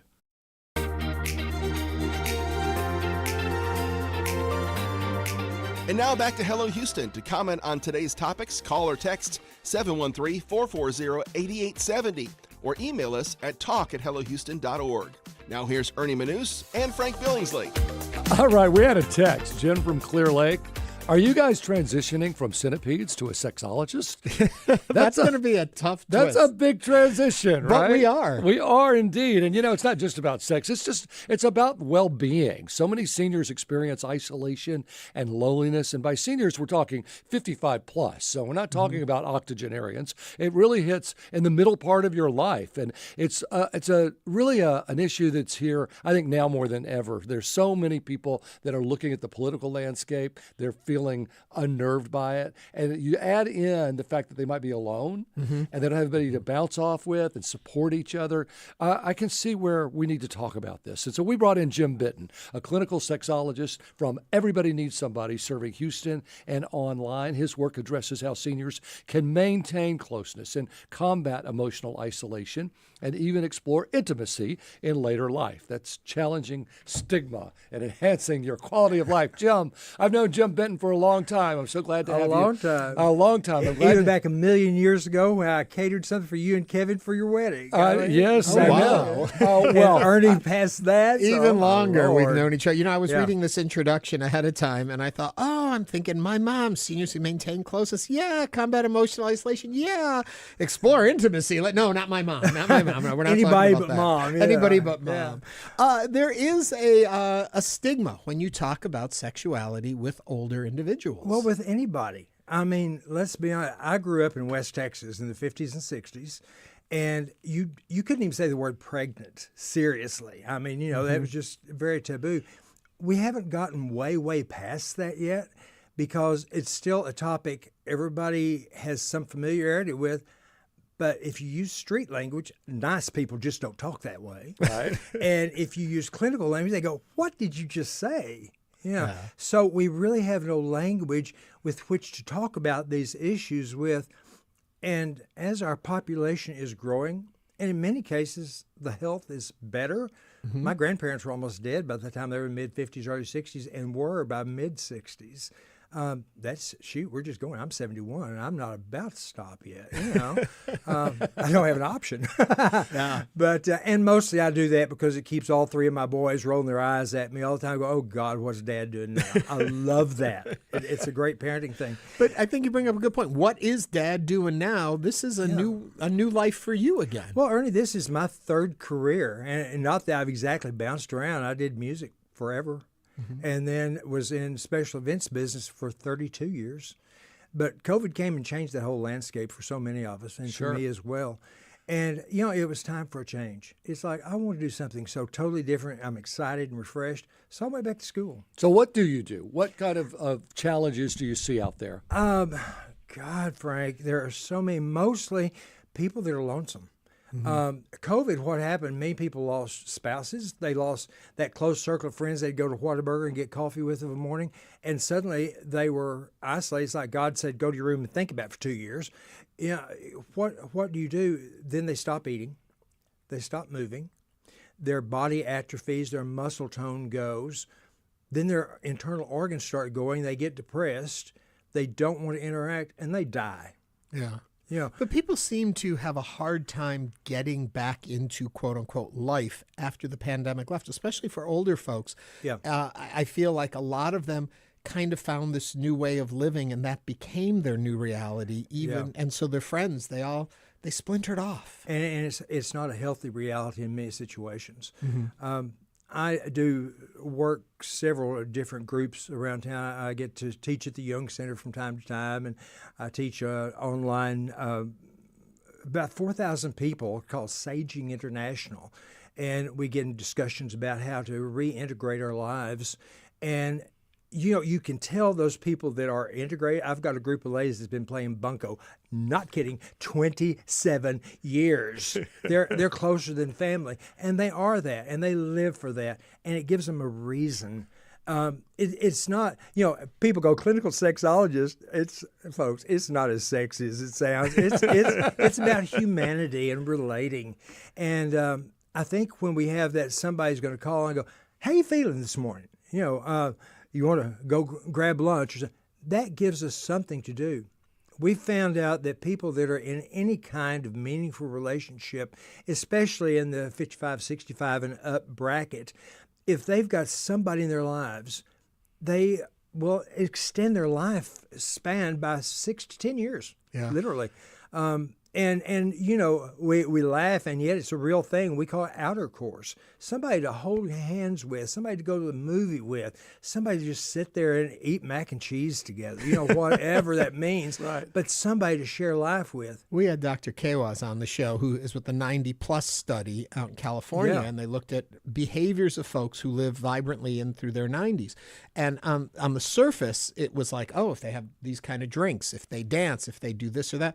But what she came to realize was it wasn't those activities, it was the fact they were doing it with other people. Yeah. It was that engagement and staying connected to another individual is what helps people live longer and healthier. It totally does. And one thing that, getting a little into woo-woo land here, but each of us is an electrical system. Our brains are computers. We all work by electrical signals. And here's the deal. We share that energy. Whether you realize a handshake, just that touch, you gain energy or you get drained of energy. You have to watch for that. So just being around other people adds to our mass energetic fuel tank. Yeah, well, you are a sexologist, so let's talk about that. Sure. We're all for touch and getting to know people, have people in our lives. How do you advise people if they're single or they want to explore sexuality and they're at a certain age? How do you get them off the ledge there to go and take a plunge? Yeah, this is a tough one, and it's not like let's go hop in bed. That's not it at all. It's like, how about getting a best friend? Somebody that you feel comfortable sharing yourself with. Other things will take care of itself as life goes on or not. Yeah. And if it doesn't happen, and maybe it's better that it did not. But in most cases, it's letting down that guard and being able to say, here's real me. I'm willing to risk that with you and say, and once you can get past that, suddenly you go, oh, you like that too? That's great. And then a commonality happens, and then maybe a fire ignites and maybe not. At the worst case scenario, you had a new personality in your life that you can put in your file of stories. And what about the couples that are together but alone together? I see a lot of that. I call it the partnered lonely, Frank. Yeah, they're both. You see them both at dinner, and they're both on their phones scrolling and texting. They're not even talking. Yeah, couples are a really unusual piece of therapy work because you've got three entities you're dealing with. You've got partner one. you've got partner 2, and then you have the couple as a entity in that too. And usually it's time management, to be really honest with you. They have been together so long, focused on other things, kids, careers, the mortgage, all these things. And suddenly some of that pressure lets up and they look at each other and go, I don't even know you anymore, And it's about scheduling time. Yeah, get that vacation. Do you find that, though, it is happening, it's just not being talked about? What makes me think of that is years back, there was that story about the outbreak of venereal disease in a senior citizen home. It's real. And all of a sudden they were like, oh my God, all of them are engaging with each other. Yeah. So it was happening. It just isn't talked about or recognized by society. Well, it's so taboo. Even still, we think we're a very open-minded society. Oh, gosh, not at all. Yeah, and we all think our generation invented sex. We don't think that anybody older than us, our grandparents didn't invent it, for God's sake. They did it before us. I'm pretty sure I was virgin birth myself. Yeah, right. Yeah, me too. There's a YouTube. Heck, if you're 60, where do you even go to meet and make friends with folks your own age? If you're single and still working, it's a hard thing to figure out. Thank God for my beagle. Maybe go to a dog park with your beagle and meet people. I was you wondering meet the where nicest dogs and people. What is going on? Somebody mentioned senior centers. I mean, where do people go over the age of 55 or 60 to meet others now? That is really, you'd be amazed at the amount of opportunities we have. I know that I'm supposed to be teaching, I think in the wintertime, a course called Older, Wiser, Sexually Smarter at West U Senior Center. Young Center has a lot of great programming there. Our churches, our synagogues, our cultural stuff. Oh my gosh, the opera, the ballet, the symphony. Safe to assume people who are coming to your seminars and stuff are kind of interested in it anyway, and that might be a good place to meet. Do you know what is so funny about that? The guys, they listen and they a little bit. The women are all about it. Yeah, they ask questions. I go, oh my God. Oh, what are they talking It's so much about? fun. But yeah, and once I think you get to a certain age, all bets are off. I don't care what people think anymore. I have permission to be me. I've got the points in my card. Yeah, you like me for me or you don't. Yeah, and if you don't, that's fine. You'll find somebody you do like, but I'm not going to change who I am that I've worked so hard to get to be at this point in my life. What do we do wrong as even a society? Because they talk about the fact that when you're going through school, you're always put together with people, you're meeting people early in jobs, you people social. As we get older, those kind of social breakdowns move away, and it's much harder, simply even 40s, 50s, to make friends. And if you can't even make a friend, you're obviously not going the next step. Yeah, and I think that comes from the fact that we are so all-encompassingly busy with our tiny little world that once you get past the point you can break out of that, you don't know any other life besides that.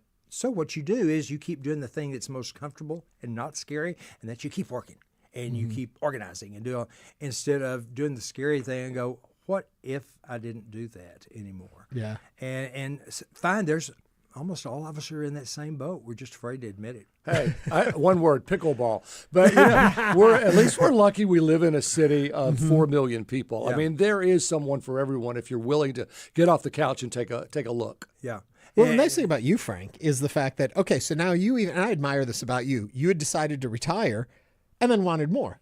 And then in addition to coming back to work within just a few months of announcing retirement, you also have pickleball and you're out there with people and stuff. You stay very engaged and very social. Well, people have to like people, right? And, and not everybody If you're a does. hermit, that's not always going to be guys, I never in the world thought that at 71 I would be working on a PhD program. Yeah. But there you are. But here I am. And it's the most fulfilling thing. I'm a better academic now than I ever was before. And I'm meeting people of like mind that we have great conversations. So it's a good thing. Jim Benton, it's so nice to see you. You too. Clinical sexologist from Everybody Needs Somebody. Do you have a website people can I go do. to? What is it? www.everybodyneedssomebody.me.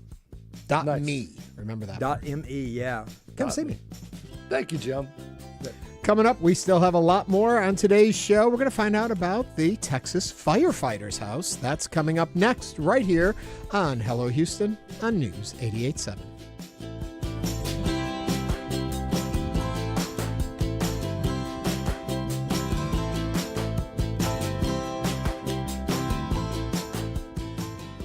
Scroll all the way to the top. Thank you for listening to Houston Public Media. We're coming to you today with an emergency fundraiser because, as I'm sure you've heard, federal funding for public media was cut.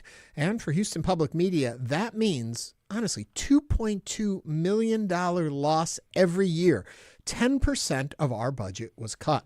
And that's why we launched the Resiliency Fund, to make sure you continue to have access to reliable, fact-based information and local stories that matter to our city.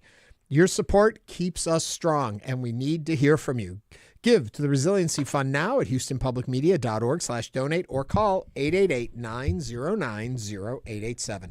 I'm Ernie Manous here with Frank Billingsley. You know, you've turned to NPR during big national moments and to Houston Public Media for local stories that hit closer to home. With $2.2 million in annual federal support to Houston Public Media now gone, your support through the Resiliency Fund helps preserve these trusted programs, including over 15 hours of local content each week. Athil from Sugar Land said he loves NPR and can't imagine it going away. My round-trip daily drive is over 100 miles, which is not sustainable without a quality companion like NPR. Give now, houstonpublicmedia.org/donate or 888-909-0887. You trust us for the facts, for stories that make sense of this world we live in. Today, we invite you to take the next step and make a gift to Houston Public Media. With federal funding now gone, your support of the Resiliency Fund is crucial. David from Cypress says he and his wife have been watching and listening to Houston Public Media since they moved to Houston from California in 2016. Quote, HPM's truth and journalistic integrity inspires me. Your donation funds the reporting and conversations you rely on. It ensures that everyone in Greater Houston has access to trusted news. So make a gift right now, today, at houstonpublicmedia.org/donate or call 888-909-0887. We know you value Houston Public Media. That's why you're listening, and we sure are glad you are. So now take the next step and become a new member. Your first gift helps fill the funding gap left by federal cuts and keeps public media strong for all of us. It only takes a minute to make a huge difference. Join today, houstonpublicmedia.org/donate, or call us 888-909-0887. Michelle in Kingwood says, I've been a supporter for years, and today I'm making an additional donation to do my part and help bridge the recession gap. It's very important. If you're already a donor, if you're already a sustainer, we appreciate it and thank you. Can you make an additional donation? Can you up your level of support? We'd love to hear from you. What keeps this station going? Members like you, members who give each month to keep our mission alive. So be it $10, $5, whatever you can do. Do it now at houstonpublicmedia.org/donate or 888-909-0887. Houston Matters is your essential daily guide to the people, places, issues, and ideas that define Greater Houston. Vulnerable households that have less of a means to recover from a flood, have less money to do it, are concentrated in the highest flood risk neighborhoods. There's never going to be a perfect moment to come out or reveal something about yourself. There's never going to be a perfect moment to call somebody you haven't spoken to in years. Don't wait for all the stars to align. I'm Craig Cohen. Join us for the next Houston Matters, weekday mornings at 9 here on News 88.7.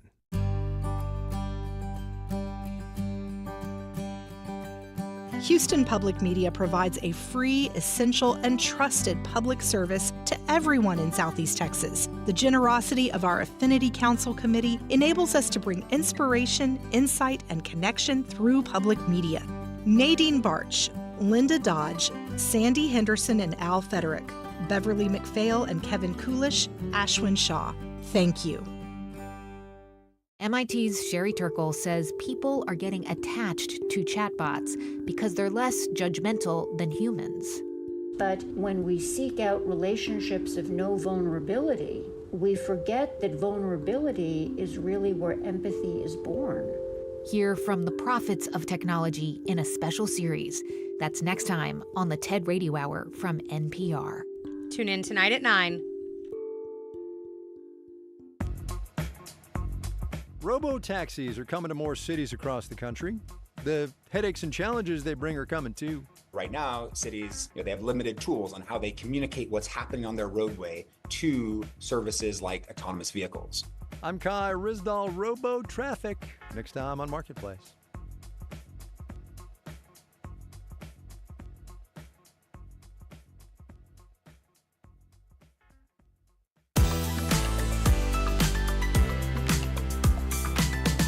And now back to Hello Houston. To comment on today's topics, call or text 713-440-8870 or email us at talk@hellohouston.org.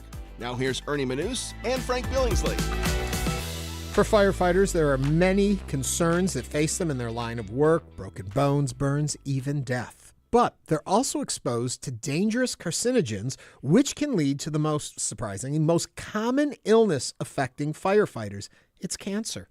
Texas Firefighters Home is a nonprofit area short-term lodging that costs little or no cost to firefighters and first responders to help make it easier for them to receive treatment for cancer and other major illnesses. Joining us now to tell us more is Andrew Bradley, who is the secretary for the Texas Firefighter Home, and Houston area fighter Mike Jensen, who is currently staying at the Firefighter Home. Andrew, Mike, welcome to the program. For full disclosure, I have been involved with Firefighters Home since it started, I guess 7 years ago, since we started having fundraisers for it, the gala every year.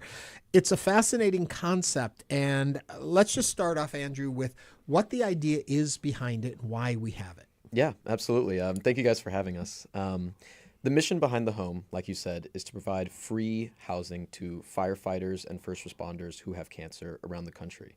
And the reason, like you said, that it's necessary is, one, firefighters and first responders get cancer at a higher rate than the average civilian. And two, a lot of these people around the country don't have access to the best cancer facilities in the world, right? We in Houston here, we're very fortunate. We have MD Anderson right down the road. But let's say you're based in Washington State, maybe like Mike, you maybe don't have access to the best experts for your specific type of cancer. And coming to Texas, coming to Houston, coming to the MD Anderson system is complicated, it's expensive, it's difficult, right, for a lot of people. And having someone there to guide you and to help fund your stay just makes it so much easier to get access to the best care. I know Ronald McDonald House is a similar program for families that have the same reason to be here. Is this the way that this operates? Yeah, absolutely. So we have generous donors around the country. Great. Firefighters, corporations, people, things like that. That support, they either sponsor an apartment or just give us a donation that we can use towards funding our apartments. So currently we have 6 apartments that we use to house these firefighters, often at over 90% occupancy. So they're constantly being used, and we even have to turn people away.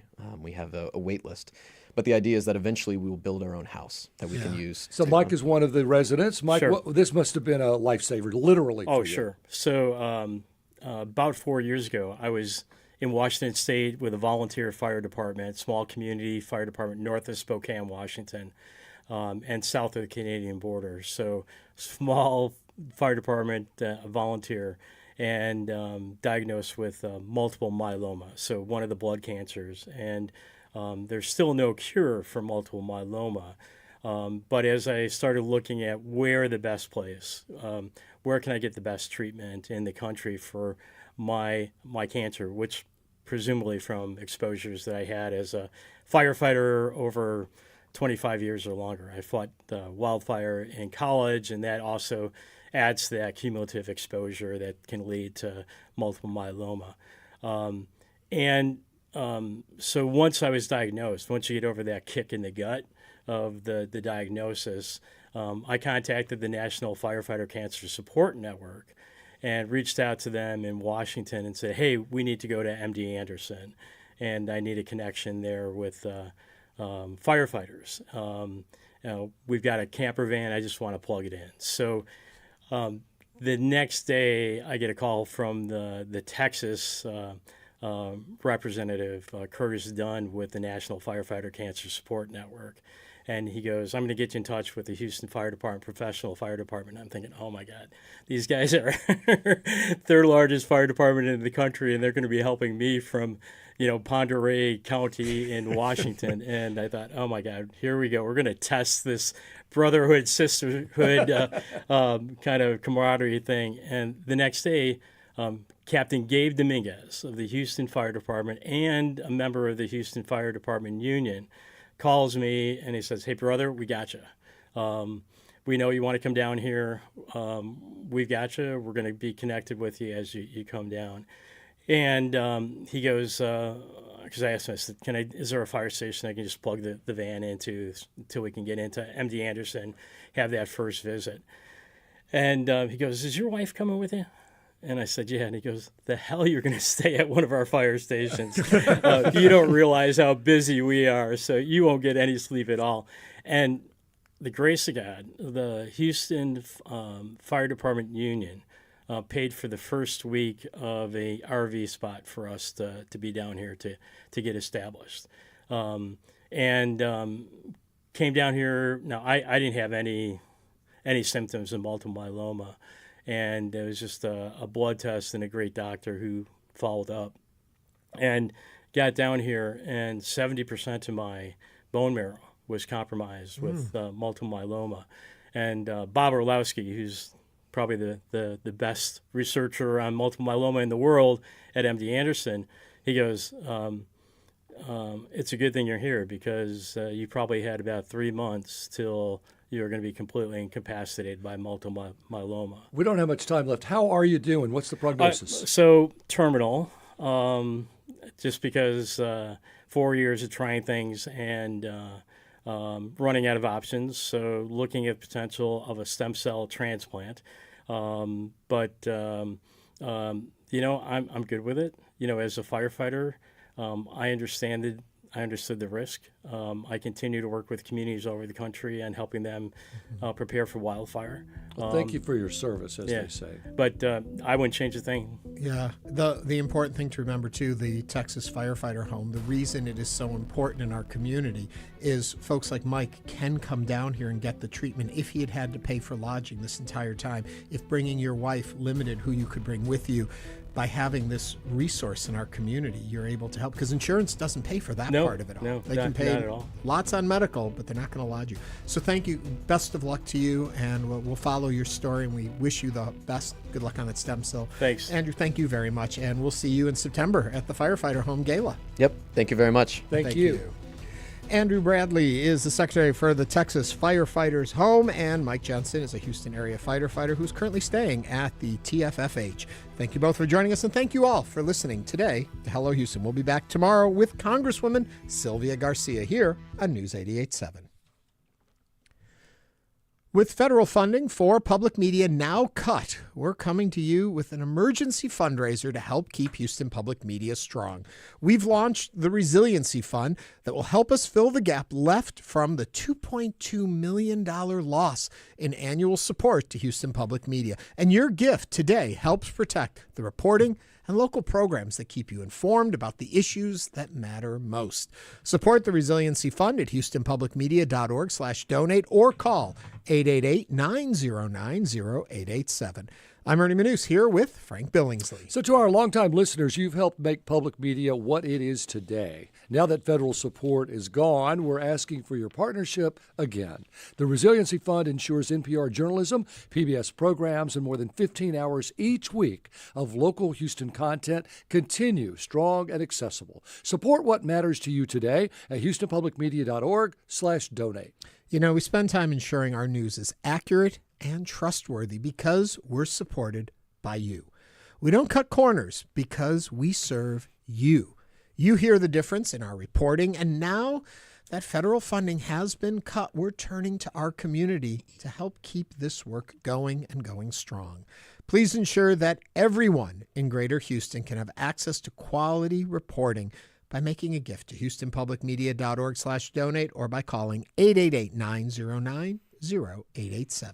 Becoming a new member of Houston Public Media is about standing up for the truth and for our community. Your first gift supports local journalism, NPR reporting, and programs that inspire, inform, and connect. Give now at houstonpublicmedia.org/donate or call us 888-909-0887. Thank you. Thanks for listening to Hello Houston. Join us every Monday through Friday from 11 a.m. to 1 p.m. to talk all things Houston. The Hello Houston production team includes Garrett Bowman, William Menjivar, Jen Altai, Todd Holslander, and Jim Kovacic. For the latest in local news, subscribe to the Hello Houston daily newsletter at houstonpublicmedia.org. Hello Houston is a production of Houston Public Media. The opinions expressed by the guests of this program are solely their own and do not represent the views of management, staff, or underwriters of Houston Public Media. This is News 88.7.